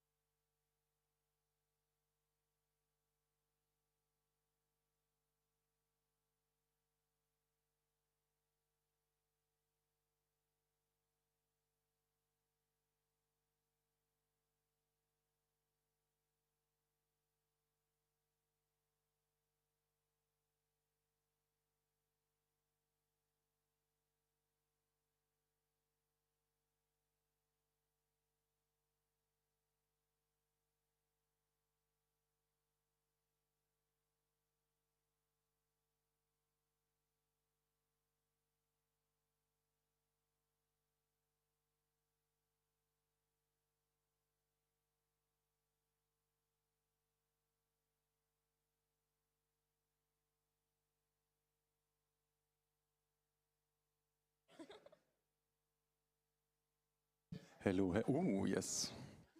Hello. Welcome back to the Reclaim the Cloud topic for this evening. Just to recap, we are in the, let's say, in the pathway of, actually Cecilia, recap, sorry for the pun, from 2025, reclaiming digital sovereignty, also involving Paris Marx, thinking about how we can think the whole stack alternatively, and as Tara beautifully showed, right now we're on the level of the data centers.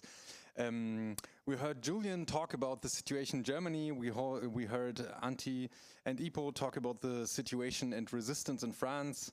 We heard Anne about the situation of the abandoned and the cloud ruins, which I think is a really nice a term, and Tara about the community data centers. Now we can get into a conversation. Later on you will be involved as well. But first I want to start off with some inquiries. Julian, you've been talking about especially the Gerau project on protest. I don't know, can you say a few more words about this? Was it a long protest, or did it just erupt and then suddenly stop the project? Or can you give us a bit insight in this, if you like? Yeah, I must say I'm not personally involved in those protests, but this weekend I spoke to a person who was involved, and he told me in the end it was the administration, the public administration, who did their job by not falling into the narrative that the data center every time and alone for itself is a good thing. And they did this table and really did some inquiries into what would be the effects of that data center, and that was the foundation of the municipality declining it. And of course, these kinds of inquiries can and were also there being fostered by people asking questions, asking if the claims and all the promises are really true. And I know some other projects also in the Frankfurt area where the regional ecological groups from, for example, BUND, had this public process started for the third time because there were errors in all the documents, because what was initiated as a data center for, I don't know, 20 megawatts in the end should be a data center for 100 megawatts. So that's why it's very useful to just follow the local news, to go there, to ask questions. There are no stupid questions, to have your municipal council ask those questions to the owners, etc. Okay, great, thanks. And Antti, with your this project, I mean, we heard a lot about the data centers, and also on those pictures we saw they are quite often far away. So how did your project start, or maybe befriended projects? Did people meet in front of the data center and say, "Oh, you also don't like this big block without windows here"? Or is there something what was the seed actually? The seed was that I personally am a member of a small collective who's called Les Gamards, which is a collective who decided to take care of a small urban river in northern part area of Marseille, which is extremely polluted, which has been totally absorbed by the urban metabolism of the city. And so it's nearly invisible, and I don't know why we decided that we wanted to think about what it would mean to be able to take care of this small river. And a lot of things are happening to this river. The springs of the river are taken by like a quarry, extraction, rock extraction, and so on. There is like pollution of aluminium, transformation for medicines like big pharma, and a lot of different things. And it's a really small river, like 17 kilometers, so a really small one. But maybe all the horrible thing of capitalism are happening to this river, and the underwater, the underground water of this river is being taken by Digitalization, which is one of the biggest worldwide cloud collocation, builder of data center for collocation. This water is being used to cool the data center. So I met people from La Quadrature du Net, which is a digital right movement in Marseille, in France, and also some of them are based in Marseille. And I asked, did you know they take the water of my small river to cool the data center? And then this was the beginning of the of the protest. And then a lot of other layers were added to it. And also we found, I don't know how is it in Berlin and in Germany, but there is a lot of protest for against the complicity of tech with the genocide that is happening in Palestine. And maybe you've heard about the special rapporteur Francesca Albanese that did this report showing the complicity of Google, Amazon, and Microsoft and other big tech actors in the genocide. And all of them are clients of Digital Realty. So all the data centers in Marseille are the property of Digital Realty. And Digital Realty also, in its strategy of expansion, have a lot of contract. Have some contract with Israeli real estates that are building data center in illegal colonies and so on. And so it was also like we wanted to have like a local grab around this topic, and so the data center was at the conjunction of water justice, digital right movement, and also like this anti-militarism that we are trying to push forward in Marseille. Yeah, thanks.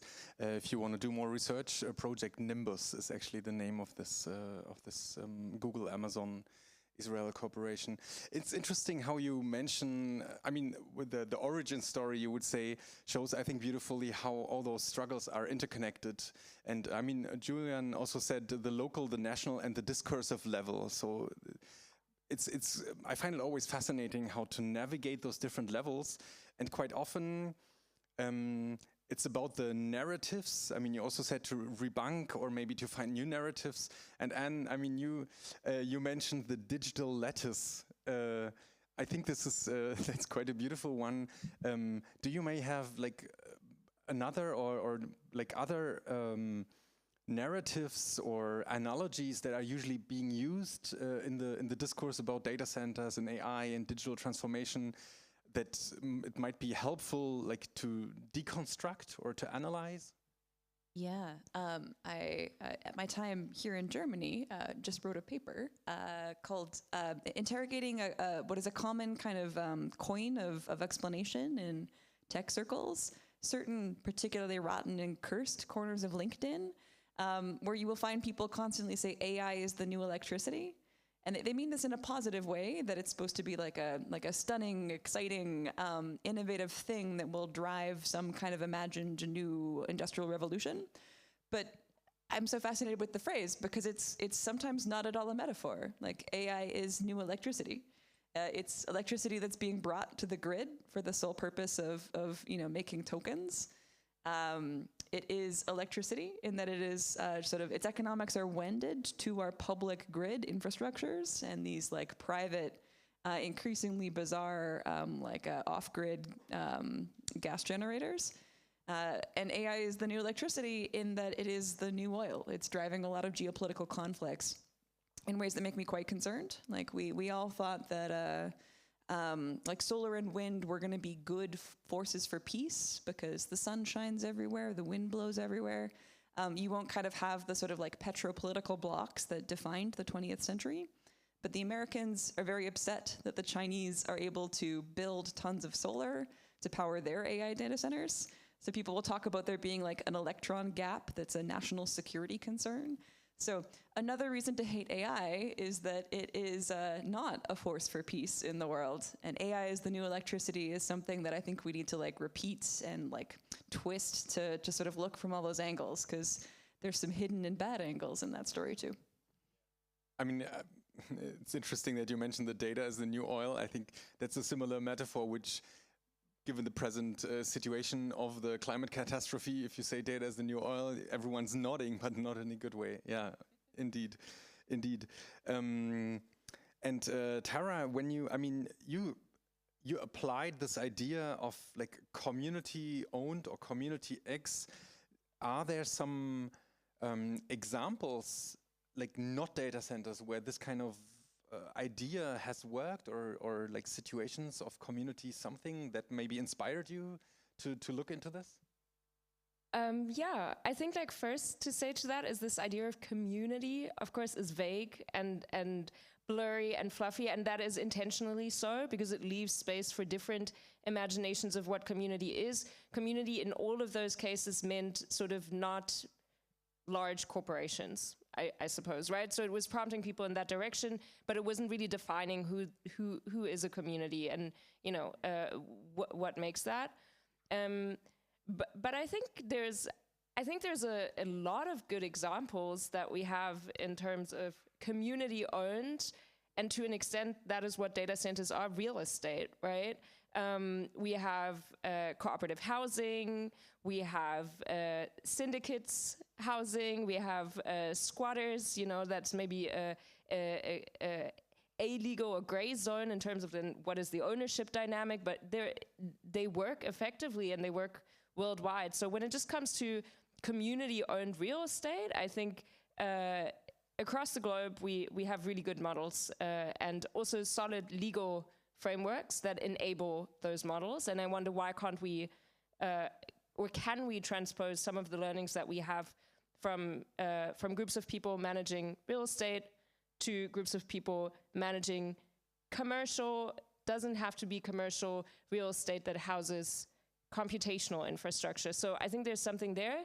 And then I think, especially from the German example, we've also seen more and more projects when it goes to the energy infrastructure that become community owned. So I think there's stories, and others might be more knowledgeable about these stories, of wind turbines being planned outside of small villages in Germany. Then there's large protests because people say it ruins the view, it's going to be loud, we don't want it in our backyard, and that sort of thing. And then things sometimes change, and I'm not saying that this is universally good, but projects being then pushed forward as soon as people who live in the village close to whom this wind turbine is being built benefit economically directly from that wind turbine, or get access to the electricity that is produced through that wind turbine, and suddenly it becomes their turbine. Yeah, so I think there's a lot to look to in terms of groups of people managing real estate, and also groups of people managing infrastructure. And then, of course, we also have the whole huge example of publicly owned and run infrastructures. Yeah. Yeah, and just to connect to this, where in those examples or in those like imaginations, if you have this isolated data center that is community run, you need the electricity or you need other materials. So were there some ideas how to, like, if you're non-commercial, you still live in a commercial environment, or at least usually, were there some ideas how to like address that? I think there was one thing that came through in quite a few, especially in the type 2 types of drawings or imaginations that we gathered, was the reuse of existing materials, of old servers, of abandoned buildings, of So existing and sometimes dormant resources that we find around the cities and sort of repurposing them for our needs. I think actually, though, the question of energy was something that wasn't answered concretely in many of these groups and drawings. Maybe that points to the difficulty. Yeah, a lot of them sort of said yes, renewables, and you know, we're going to reuse the heat and repurpose. But this was a less concrete aspect than other parts of the drawings. So yeah. Yeah, I think the example of the energy initiatives, so those renewable energy cooperatives, is very, very interesting.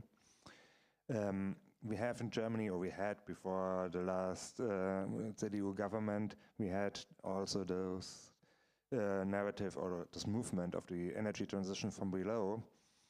But what was the precondition of this movement happening?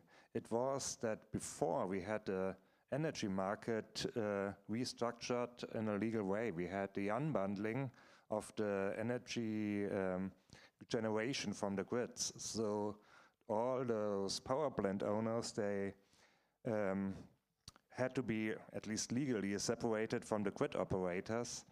And my question is, and the question is, if we can do something similar for the cloud market, for the data center market, so that compute becomes a tradable good, so that also the big hyperscalers are forced to have their software run on a compute which they have to buy at a digital resources exchange, and which then would open up also the room for all those community data centers.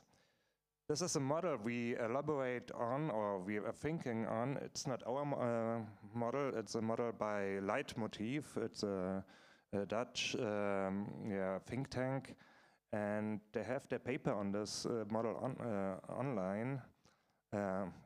But yes, it's a thing we find very interesting, and that's why we keep on mentioning it in different occasions. I just remember that like Esther Mwema and others have been criticizing like the fiber cables around Africa, and like the majority of them soon in the future will be owned by Meta and Google. And so it's exactly the bundling. You have the data centers, you have the fiber cables, you have the services on top. So it's kind of all the way. But did you want to? I wanted to add a layer to the image of AI as the new electricity, because there were people in France that are saying AI is the new, it's manufactured electricity. So it's like electricity as the raw material, and then they used to say that we need to have the data center in France, so we produce computing power, and then we can sell computing power, and we can stop to sell electricity to Germany, for example, but sell them the refined product, which is AI. And I think it's a thing that also I wanted to add on the thing about AI as the new oil, and also the imagination that it creates, because for us it was also really helpful to see how AI is now a key part of the regalian power of the states, you know, like military and police. And I think it's really important, because maybe it's one of the things that will have an impact of the possibility of the bubble popping, like the fact that one of the major contractors with the AI provider are the Ministry of Defense, the armies, and so on. And for us, the AI race is also really linked with the imagination of the military power that comes with AI. And I don't know if you've read the book of Andreas Malm about, I don't know how it's in English, but in French it's Pour la terre comme pour la Palestine. And it talks about the arrival of coal as a political force. and also the first time that in war, in the war making, the British Empire used coal-fueled boats, and how it forced every country to have this kind of technology, because if you don't have it, you don't have the military power to resist to the British Empire. And so maybe AI is also something like this, like one of the driving force beneath AI is the feeling that all the military operation that it's rendering possible, if you don't have AI to defend yourself, you're not into the incapacity of resisting as a country. So I think it adds also something geopolitically. Do you want to? Okay, yeah, because I was directly thinking of Anne, of your presentation when you said there is no business case right now, so everyone is building things up without actually a business case. I mean, this is maybe it's a magical foresight, or it's maybe purely magical thinking. And just to share, I mean, recently I was in a hearing in a German parliament, and it was quite interesting to see how, like, the political part always was arguing to have more AI possibilities and capabilities, and the European strategy is to build AI factories, like we produce AI. So that's already the really interesting metaphor. Whereas the people operating data centers in North Rhine-Westphalia, they said most of the data centers are underutilized because people don't really know what to do with it. So it's like you increase the capacity, but the demand doesn't rise with it. There is really little demand. And now, I mean, maybe the military aspect is one of those filling the gaps, or maybe not filling the gaps. So it's I don't know. Would you say that there's, I mean, we can move away from the AI part soon. It seems like the data centers are again this one of those physical manifestations of a solution in search of a problem, or would you? Is there something that resonates? Yes, absolutely. My account of why we have this, why the bubble exists, why there's been this irrational investment that isn't producing returns on that investment, is that this is a move to maintain monopoly power, right? Like, these are companies that are used to not having competitors, and if they set the terms of the race such that there are, you know, multi-million-dollar, multi-billion-dollar, maybe even trillion-dollar antes to play at the table, not many people can play. And the hope is eventually, you know, I think early, like 2 years ago, people sincerely thought we would reach AGI. It was just around the corner. Huzzah. Now I think if you tune into tech CEOs, they are weirdly, uncomfortably trying to moderate their previous statements. There's a lot of discussion also why AI is the new electricity. They hope that profit will be found somewhere down the chain, that, like, just by producing tokens, we don't care what they end up doing, someone will find a profitable use for them, but, like, we just know they need to be cheap and abundant. That is, again, to kind of like kick the can down the road to the next financial quarter. And I do think that's a game you can play for a few financial quarters. That's a game that you can use to disguise the recession in the American economy and score some political points to that end. But I do think eventually that bill becomes due. As regards the military part, like, it's so hard to know substantively what's going on there. And this is a guess rather than like a proven argument, but another possibility could be that it's just a paper tiger, right? Like, and part of this has to do with like the problems of what we mean by AI. You've written about this, right? Like, the word is too imprecise, the umbrella is too large, but certainly when it comes to large language models, when it comes to the kind of form that is most amenable, most favored for brute force scaling, we are getting diminishing returns on that technical product. So it does seem like this bill is going to come due soon, and that won't kill every single application that has gone under the name AI, but I do think it will be a much needed kind of like sobering moment for those hopes and expectations in government and beyond. Yeah, right. And I mean, you said sometimes you talk to government officials or in hearings that you got surprising like non-answers when you asked like what what would you do with this afterwards? Is this also some kind of a mental shift? I mean, it's basically bringing up path dependencies. So once the data center's gone, the gas power stations are still there and all this. So what's the irritation? Is that something that's usually brushed over, or is it something that can actually be dug into? Yeah, I think there we need to be really curious about the emotional character of governance, right? Like the sort of classic archetype of data center development is that there's a small community that is deindustrialized, that has lost a major factory, that's gone overseas, or for whatever reason, right? Like there's out-migration, the town is dying. The town wants to live, and it sees that capital is slushing around data centers, and so there's an economic development officer who works really hard to try and attract a project to that community. That work of attracting a project often involves offering a lot of tax incentives, doing a lot of preparatory work, laying out infrastructure, making a lot of promises. And so when you meet these people and try to engage in debate, they've been working for years quite exhaustively trying to find that like solution to solve the underlying concern. And they can understandably be kind of irritated when you cast doubt and aspersion on all their difficult, their PowerPoint slides. They worked very hard. Yeah. So I do think that as we are seeing with like the community data center work, like we need to find ways to engage in imagining futures that are going to solve that underlying problem.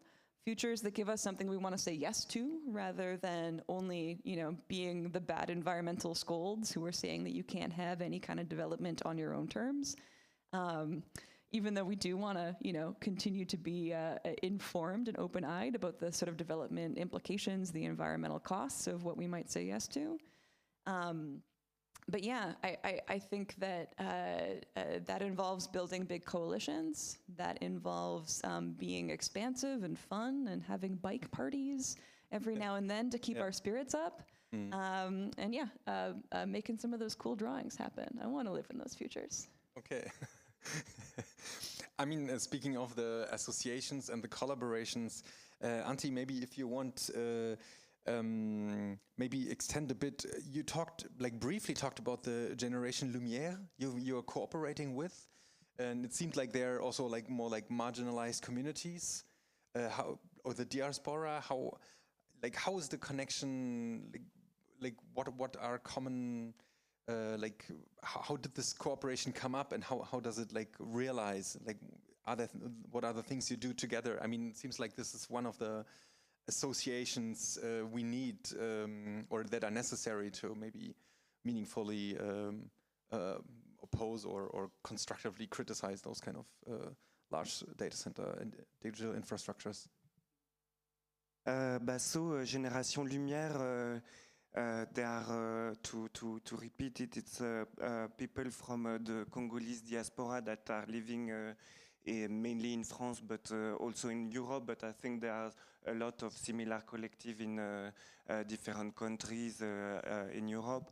And we met them because the summer when we were doing our first big investigation about the impact of data center on Marseille, they were doing a collective walking to the Parliament, the European Parliament, and on this walk they were meeting a lot of people to talk about what was happening in Congo, like all the the weaponized conflict that are around the mining places, the fact that a lot of the weapons are coming from Rwanda, and Rwanda is selling a lot of minerals that they don't even have in big proportion in their ground, and so it's obvious that there is like a pipeline from Congo to Rwanda to sell these materials, and so they were doing this walk to put public interest on that topic, and also to the walk was to the European Parliament and in Strasbourg. And they wanted to meet a lot of deputies that was willing to meet them, and we we met them at that time and we talked about them a lot, and then we found that it was really important when we talk about data centers and also digital infrastructure in general, which includes our smartphone and so on, to talk with the people who are concerned by the materiality of the production of that. And David, who is one of the guys from the Génération Lumière, he's really a wonderful person, and he says often, he says, the reason why I am here in France, it's lying in your pocket or in the data center and so on, because in each telephone we have like a component that comes from Congo, which is mainly surely extracted by a child in some mining industries in Congo. And so we invite them a lot in different spaces, and we want to see how we can address all these topics, like imagining desirable future must take these people into account. And it's one of the difficulty, because the supply chain and the production chain of digital infrastructure, it's one of the most globalized production chain. And so if we wanted to put like a democratic discussion around this infrastructure, we should have maybe like people from all the global south. And it feels like data center, it's like kind of an incarnation of this how do you say, échange écologique inégal, like unequal ecological exchange between the core imperialist, the core of imperialism and the periphery, you know. So if we don't address this topic with the people also who are concerned, it's difficult to talk about democracy or things like that. But we can also have a biking party with them. They came into one of the biking parties, so we can also just chill and see it's still possible to have fun with them.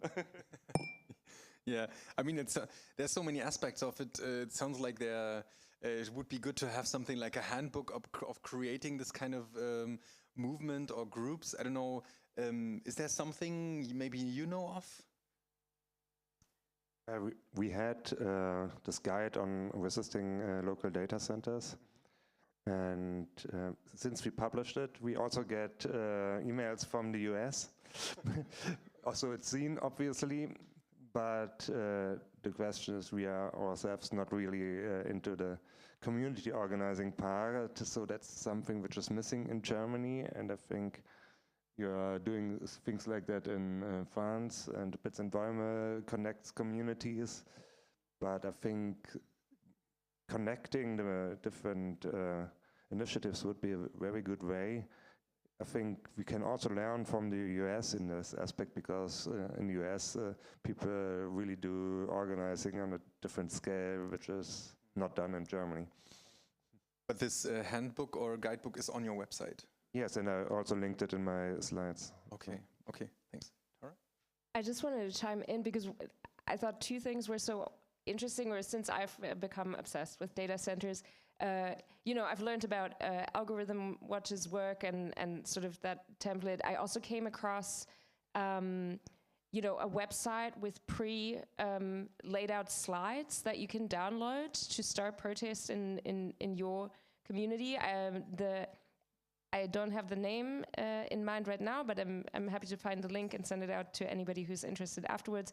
But you know, this sort of format was developed by I think like more of a Black Lives Matter activist group, or some that developed out of there. Then I was offered to sign up to a course that would take, I think, 2 or 3 months to learn about data center resistance on LinkedIn by a different initiative that usually does youth education in you know, on the environment and that sort of thing. So I think it's very interesting to see all these initiatives pop up, and maybe one aspect also that I want to highlight about this, what fascinates me around seeing data center resistance as part of a larger movement to big tech resistance or discontent, is that in a lot of the big tech and platform and data discussion, the reply is usually an individual exit. Like, okay, well, you switch from X to Mastodon, or, well, you have to switch your browser, or I have to do this and that.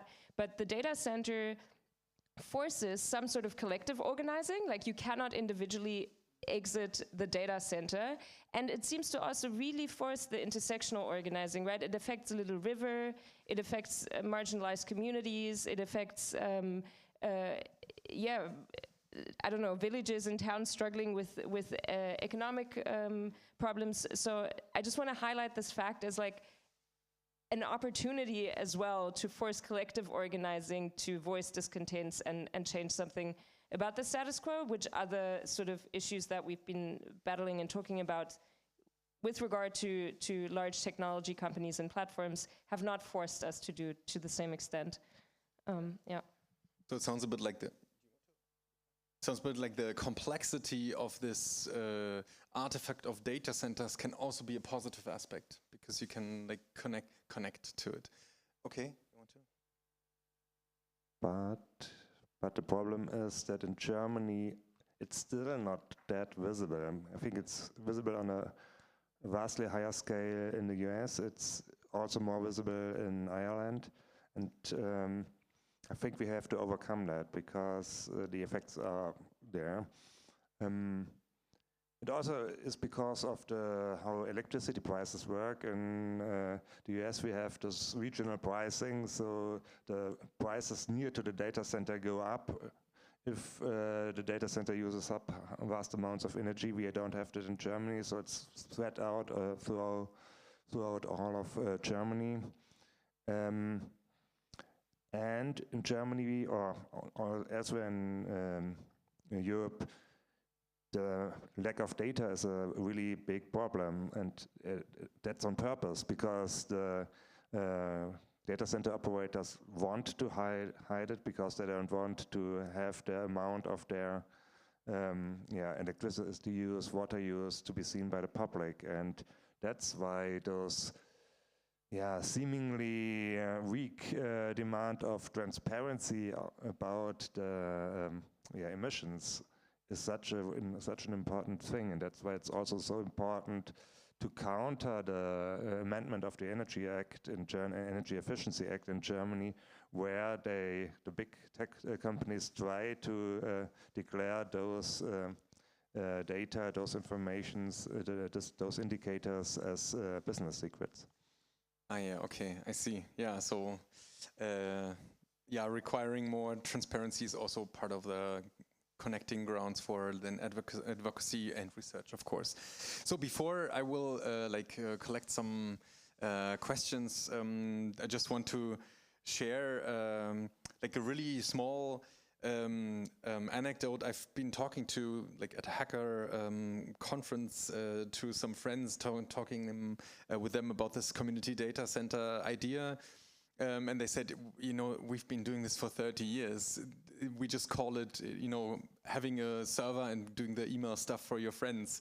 But suddenly, and if it's not, I mean, even in Berlin, there's some of those old, like internet providers who started as friends projects, and they're still up, and they would probably not call themselves we are community data center, but applying this grid, this is actually what they are, and there are many that are already there without like calling them like this.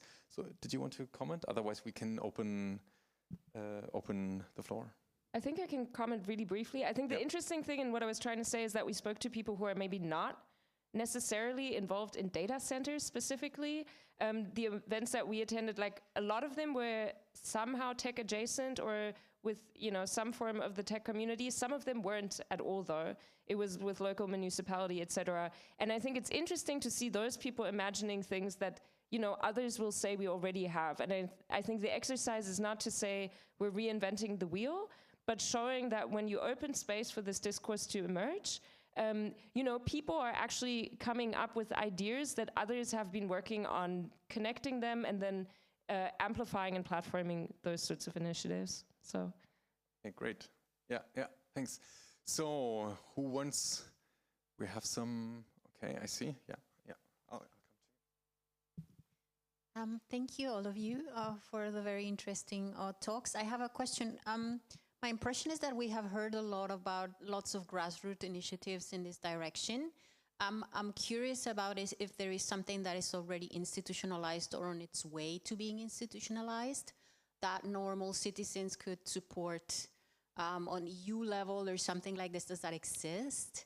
Or do we have to put all our money and energy and so on grassroots initiatives, which, I mean, would still be great, but it's good to know what the landscape is like. Yeah, actually, there are quite a lot of European and German data center providers on different scales, so from small to bigger ones. Some who use refurbished hardware, a lot of those who try to connect to the Stadtwerke, to the municipal grid providers, to find good solutions for waste heat use.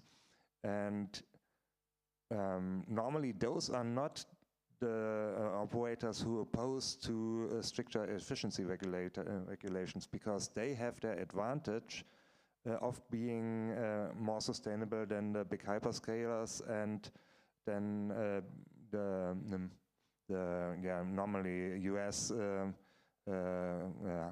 data center operators who co-locate, who went out to the hyperscalers.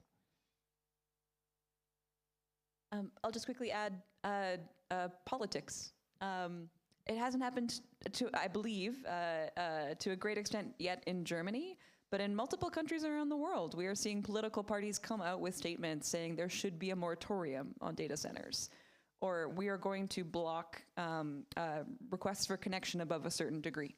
So if you are a member of a political party, engage your political party on this question, and maybe we'll see some electoral outcomes. Thank you. Yeah, you mentioned this in your last statement. We have here in Berlin since 1995 the Individual Network Berlin, which I'm a founding member of. So it started as an internet service provider, because at that time there was no commercial internet for individuals. So we founded that to get the internet to people like me, who were not students and wanted to have the internet at home. And now we have a small room full of servers, so it's really a community data center, absolutely. It's small and yeah, we host services, web pages of NGOs like the BUND, I think, and the Naturfreunde and so on. So environmental groups, private people, etc.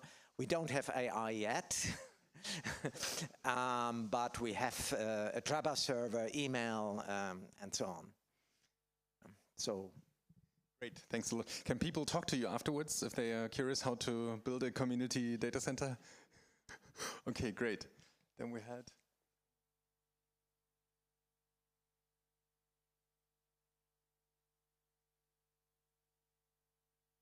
Thank you. So in many ways, it feels like that the data centers are a symptom of the problem. And I'm wondering, so what strategies do we have to make sure that we're not just simply pushing data centers to places where people can't refuse them, and so the harm would be localized there?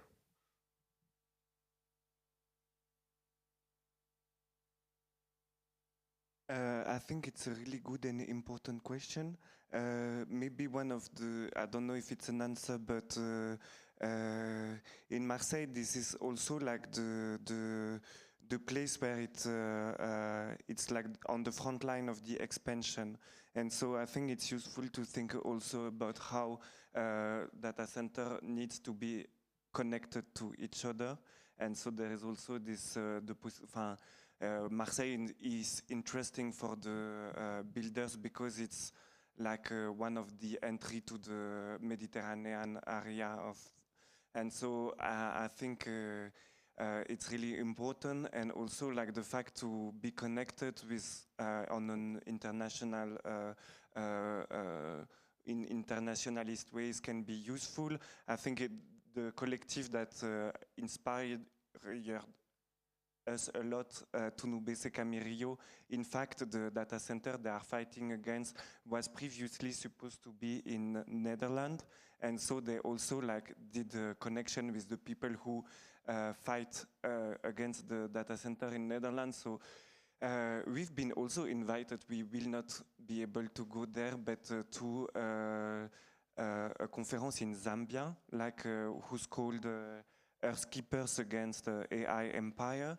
And so I think building an anti-imperialist narrative in our ways of fighting, it's important, but it's not sufficient enough. And maybe also we talked about the fact that we were trying to connect with other people in the supply chain.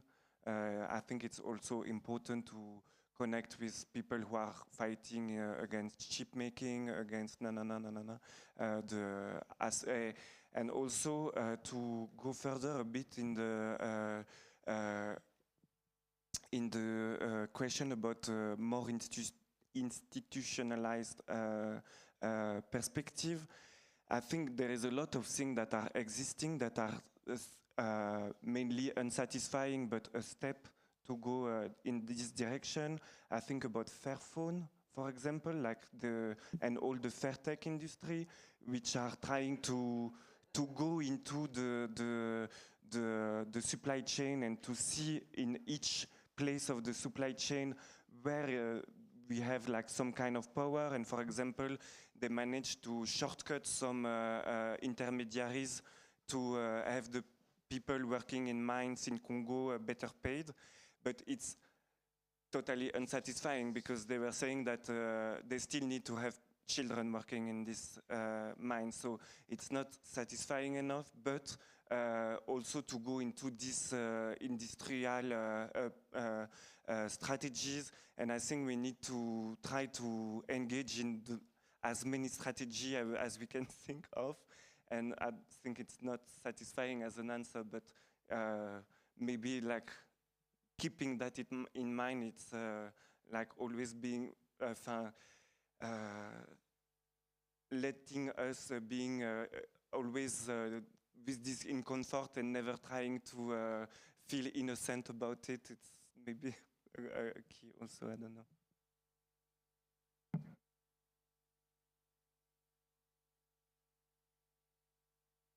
Okay, thank you. I think we need more community computer centers.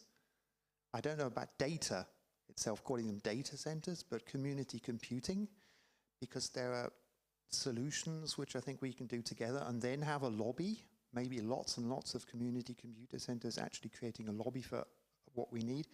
I'm just looking, for example, at the picture here. We've got you live, and I can't see you all from where I'm sitting, but I can see the whole screen. So I actually prefer to watch you live on there. But in terms of the quality of the picture, I'm using a shared network at the moment, and I can choose between 720 or whatever, or 144 is the lowest resolution. If I'm listening to a talk, I just want the sound, the MP3. I can download it afterwards, but I'm not a premium user, so I can't really do that. And there are so many things where I think a local community computing center could generate new stuff that we really, really need for efficiency. At the moment, inefficiency is free, apparently, to individuals. It seems like that. And so not enough people care about it. That's important, I think. For comments on that. Anyone want to comment on that? Yeah. Maybe I can comment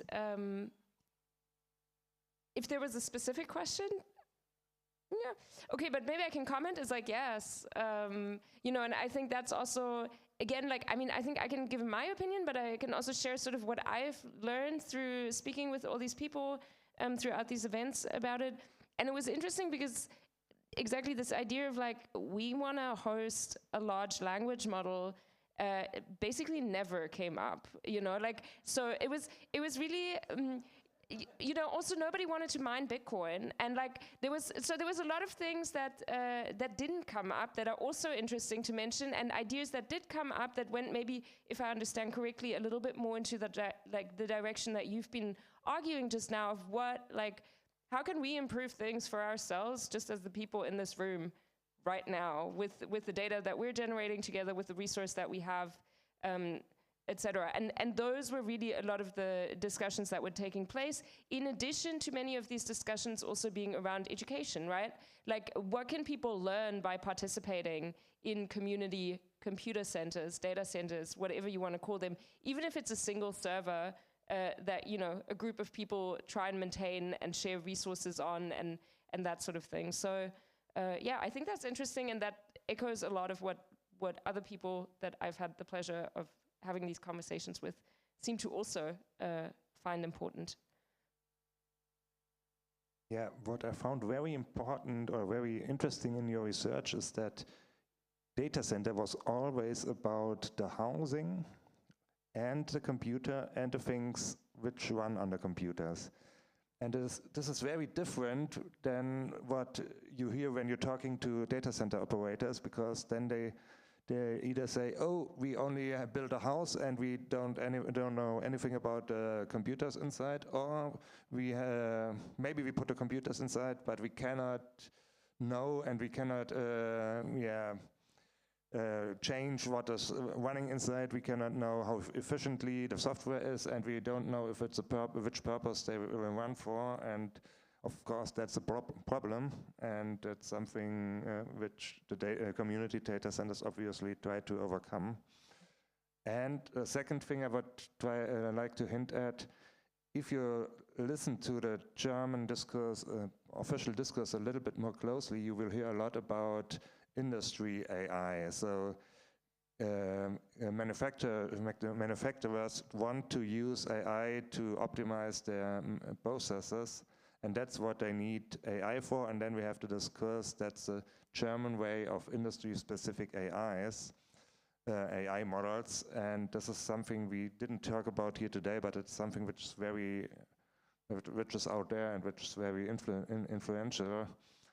Of course, these could also run on industry-specific data centers, maybe also on community data centers. And I think we have to look a little bit closer on that discourse. Okay, thanks. Thank you for your presentations. In general, I think I read a lot about limitations. So the limit of the AI bubble, the limit of control to have companies open up and be transparent about their usage, the limit of community, that border between resistance and overpowering capitalism, imperialism, and also this limit of community imagination is somehow, for all these directly looking at that specific example of the limit of communicating a community's imagination, was interesting. You said that things weren't said or are not apparent to understand. And I think what I read into everything, and my question is we really actually finding ourselves kind of at a space where we really have not really got the power to overstretch into something we can't imagine? Like, have we got to our limit now? So who wants to take that question? That really good question.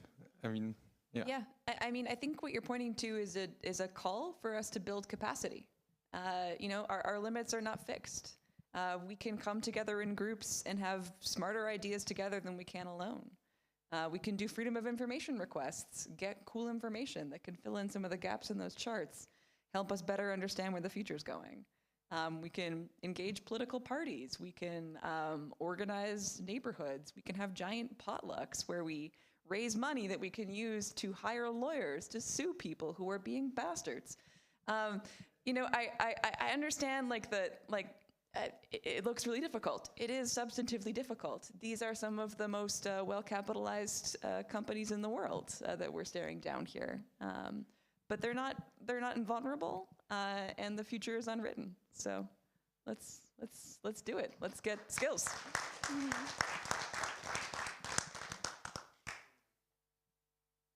Yeah, thank you for the marvelous roundtable here. I wanted to have the cliffhanger on what we are talking about, the system or data center as a symptom of a systemic question. Might be socialism, capitalism, but I wanted to switch the question to why to ask every time what kind of business model we have to have, and go to what kind of citizen model we want to have, what kind of planet model we want to have. Because I think as this is a pivotal moment of technology and also society, we can use this good moment, and Tara and you, Anna, you named it. That's a good peak now. We're on a good peak. Environmentalists, political activists and so on. But not to continue like business, and go into new practices. And you were talking about the political makers, and I'm into politics in the Berlin Senate. And I know how to do the practice. What can I do now? I have the citizens there. I have to decide now and to understand what are their logical of thinking on voters and everything, and also of us. We are consumers. If you go to Sao Paulo, if you go to New York, we want to function in every type of the planet. We are super lazy. This is our app, this is our app. So what you are discussing requires us to act in a different way. Not like consumers in a capitalist society, but like prosumers or producers or in a new way. So I think switch the question from what is the business model to what is the planet model, what is the citizen model. Any comments on the statement? Yeah, okay. I see, yeah, please. Yes, but if you, on the one hand, you're right. On the other hand, I think you said it, it's not about individual choice and individual exit. So if now my built-in PDF readers push AI summaries on me when I open a PDF, that's something which I cannot overcome individually. And then, well, of course, even building another PDF reader requires open source communities. So, and it's not only about building alternatives, it's also about regulation, but those different things, those different aspects come together, and of course, then it's both about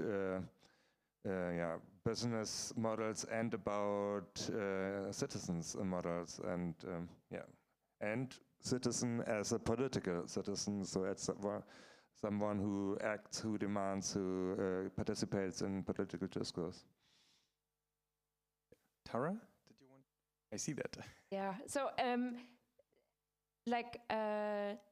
I think one thought that might be true, but like the one thought was like yes, I think I'm all for what you said and asking the planetary model, and I feel like this conversation here has been like very activist and like pushing beyond, like very far beyond where where we're currently at. I love it. I'm here for it. So I'm saying yes, and I'm not saying yes but I'm saying yes and. Currently, business models do make for something, and it's not like, I don't know, just never bringing them up is not going to make them go away, is my impression.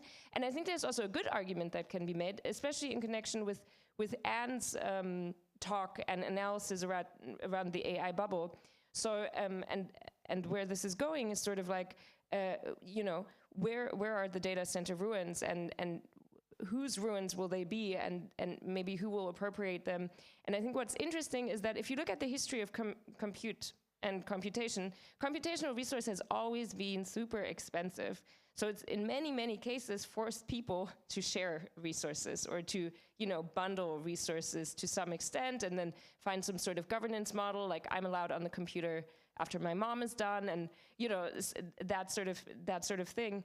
And there's interesting relations to business models, right? So if you look, for example, and now I'm drawing on a concrete other research project that I was doing on a cooperative data center that operated successfully in Germany for over 50 years, and it was a group of data centers that catered to group of cooperative banks, the Volks- und Raiffeisenbanken. It's a, it is not resisting capitalism group or any of that, but the banks had a really big financial advantage from having automated data processing, right? They have a lot of data to process, but it was too expensive for especially small local banks to have their own data center, and this was even before digital computations. So they said, let's join together. We're already in this co-op ecosystem. We'll make that thing a co-op as well. And it worked really well for many, many years. And it also worked well because there was regulation in place that even gives some certain tax advantages to the way that this data center operated, which was advantageous to the data center co-op as well as to the clients. But what this whole example showed, and I can talk at length about it if you want to, is sort of that it was people who had a need, but who also saw that this digital thing, this computational resource, was actually delivering tangible benefit to them. So it made sense to pool resource together, to set up this operation, right? And then have even regulation in place that makes it run not as an independent third-party provider business, like a cloud company that I'm buying tokens from, and have no control over, but it was advantageous to run it in a cooperative entity form at that time. And I'm thinking, here there's a business case to be made. Like, these companies were benefiting, the data center operator was benefiting in terms of money, and I think that's a language that people also understand alongside the language of planetary models and the models that we want for civil society. So I wonder, who are these organizations that have tangible benefit from AI? I'm not sure yet. But is there a case to be made for them coming together and co-owning these gigafactories instead of just buying tokens off of this massive, ungovernable to an extent, or like hard to regulate and keep accountable company? Yeah. I do not have the answer to your question, but I think I have a way of distilling it helpfully here. Like, there's three things in this conversation. There's questions of use, there's questions of value, and there's questions of capital. And these are not the same thing. Too often, politicians will be seduced by capital. It sounds cool that there is a $100 million data center coming to your neighborhood. Surely that's a good thing for your economy. It might not be. There could be no value in that data center, and there could be no use in those tokens.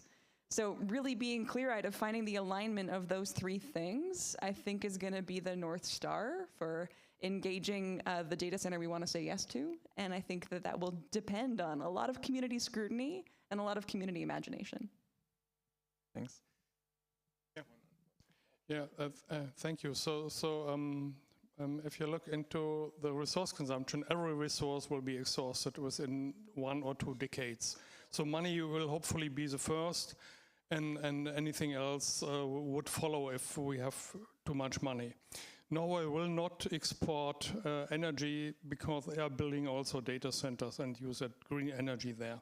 The only thing you can do now is to do community-oriented data centers. There are examples. The only problem we have is every community will have a different way of building a data center. A data center in Marseille will look different than one in Berlin or in the North Sea. So we have to build all these examples. There are examples. You can use 2 containers for that. One with the data center equipment, one with the energy and cooling, and then attach it to your district heating or something like this. There are lots of ideas. But everything on every place on Earth, it will look a little bit or even a little bit more different than anywhere else. So we have to build it. We have to collect all these ideas and then spread it all over the world, and that everybody can build his or her own data centers as soon as possible.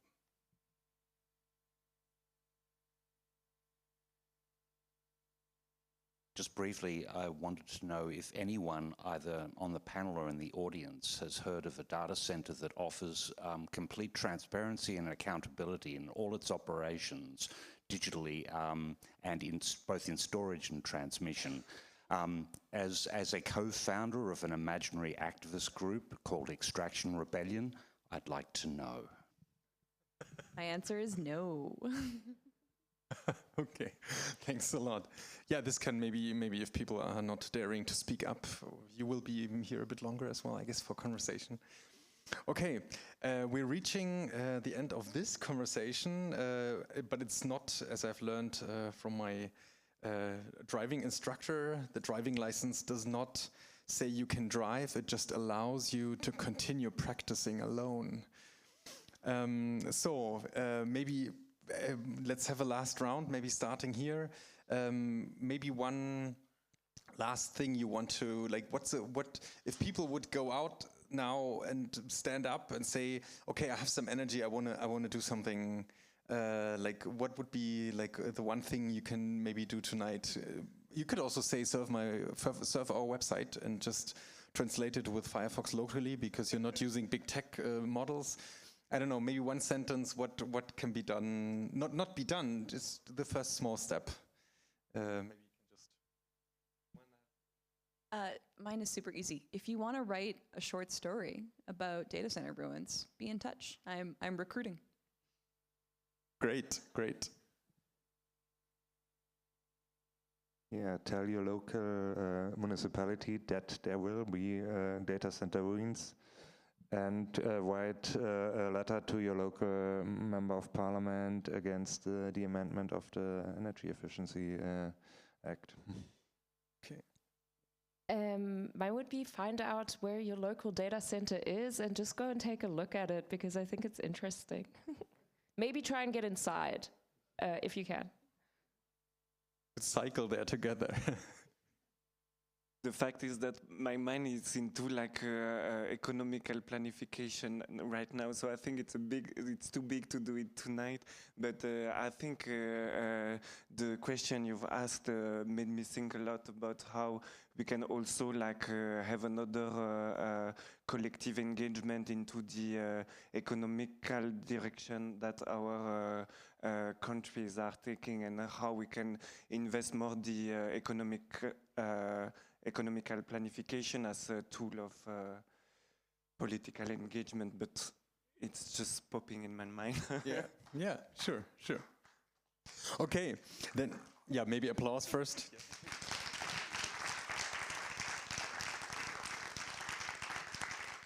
Beautiful, then thanks to all the panelists here. Thank you for example, Marcel and the whole team here making this possible. This is never a one team, like a few people show, so thanks and applause for them.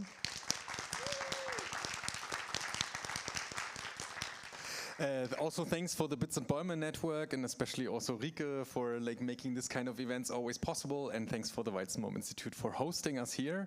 And now we have, I think, wine and some food, and we also have beer without alcohol, we have water, we have, I think, juice. Oh, yeah, water. Okay, I have fans of water here. Okay.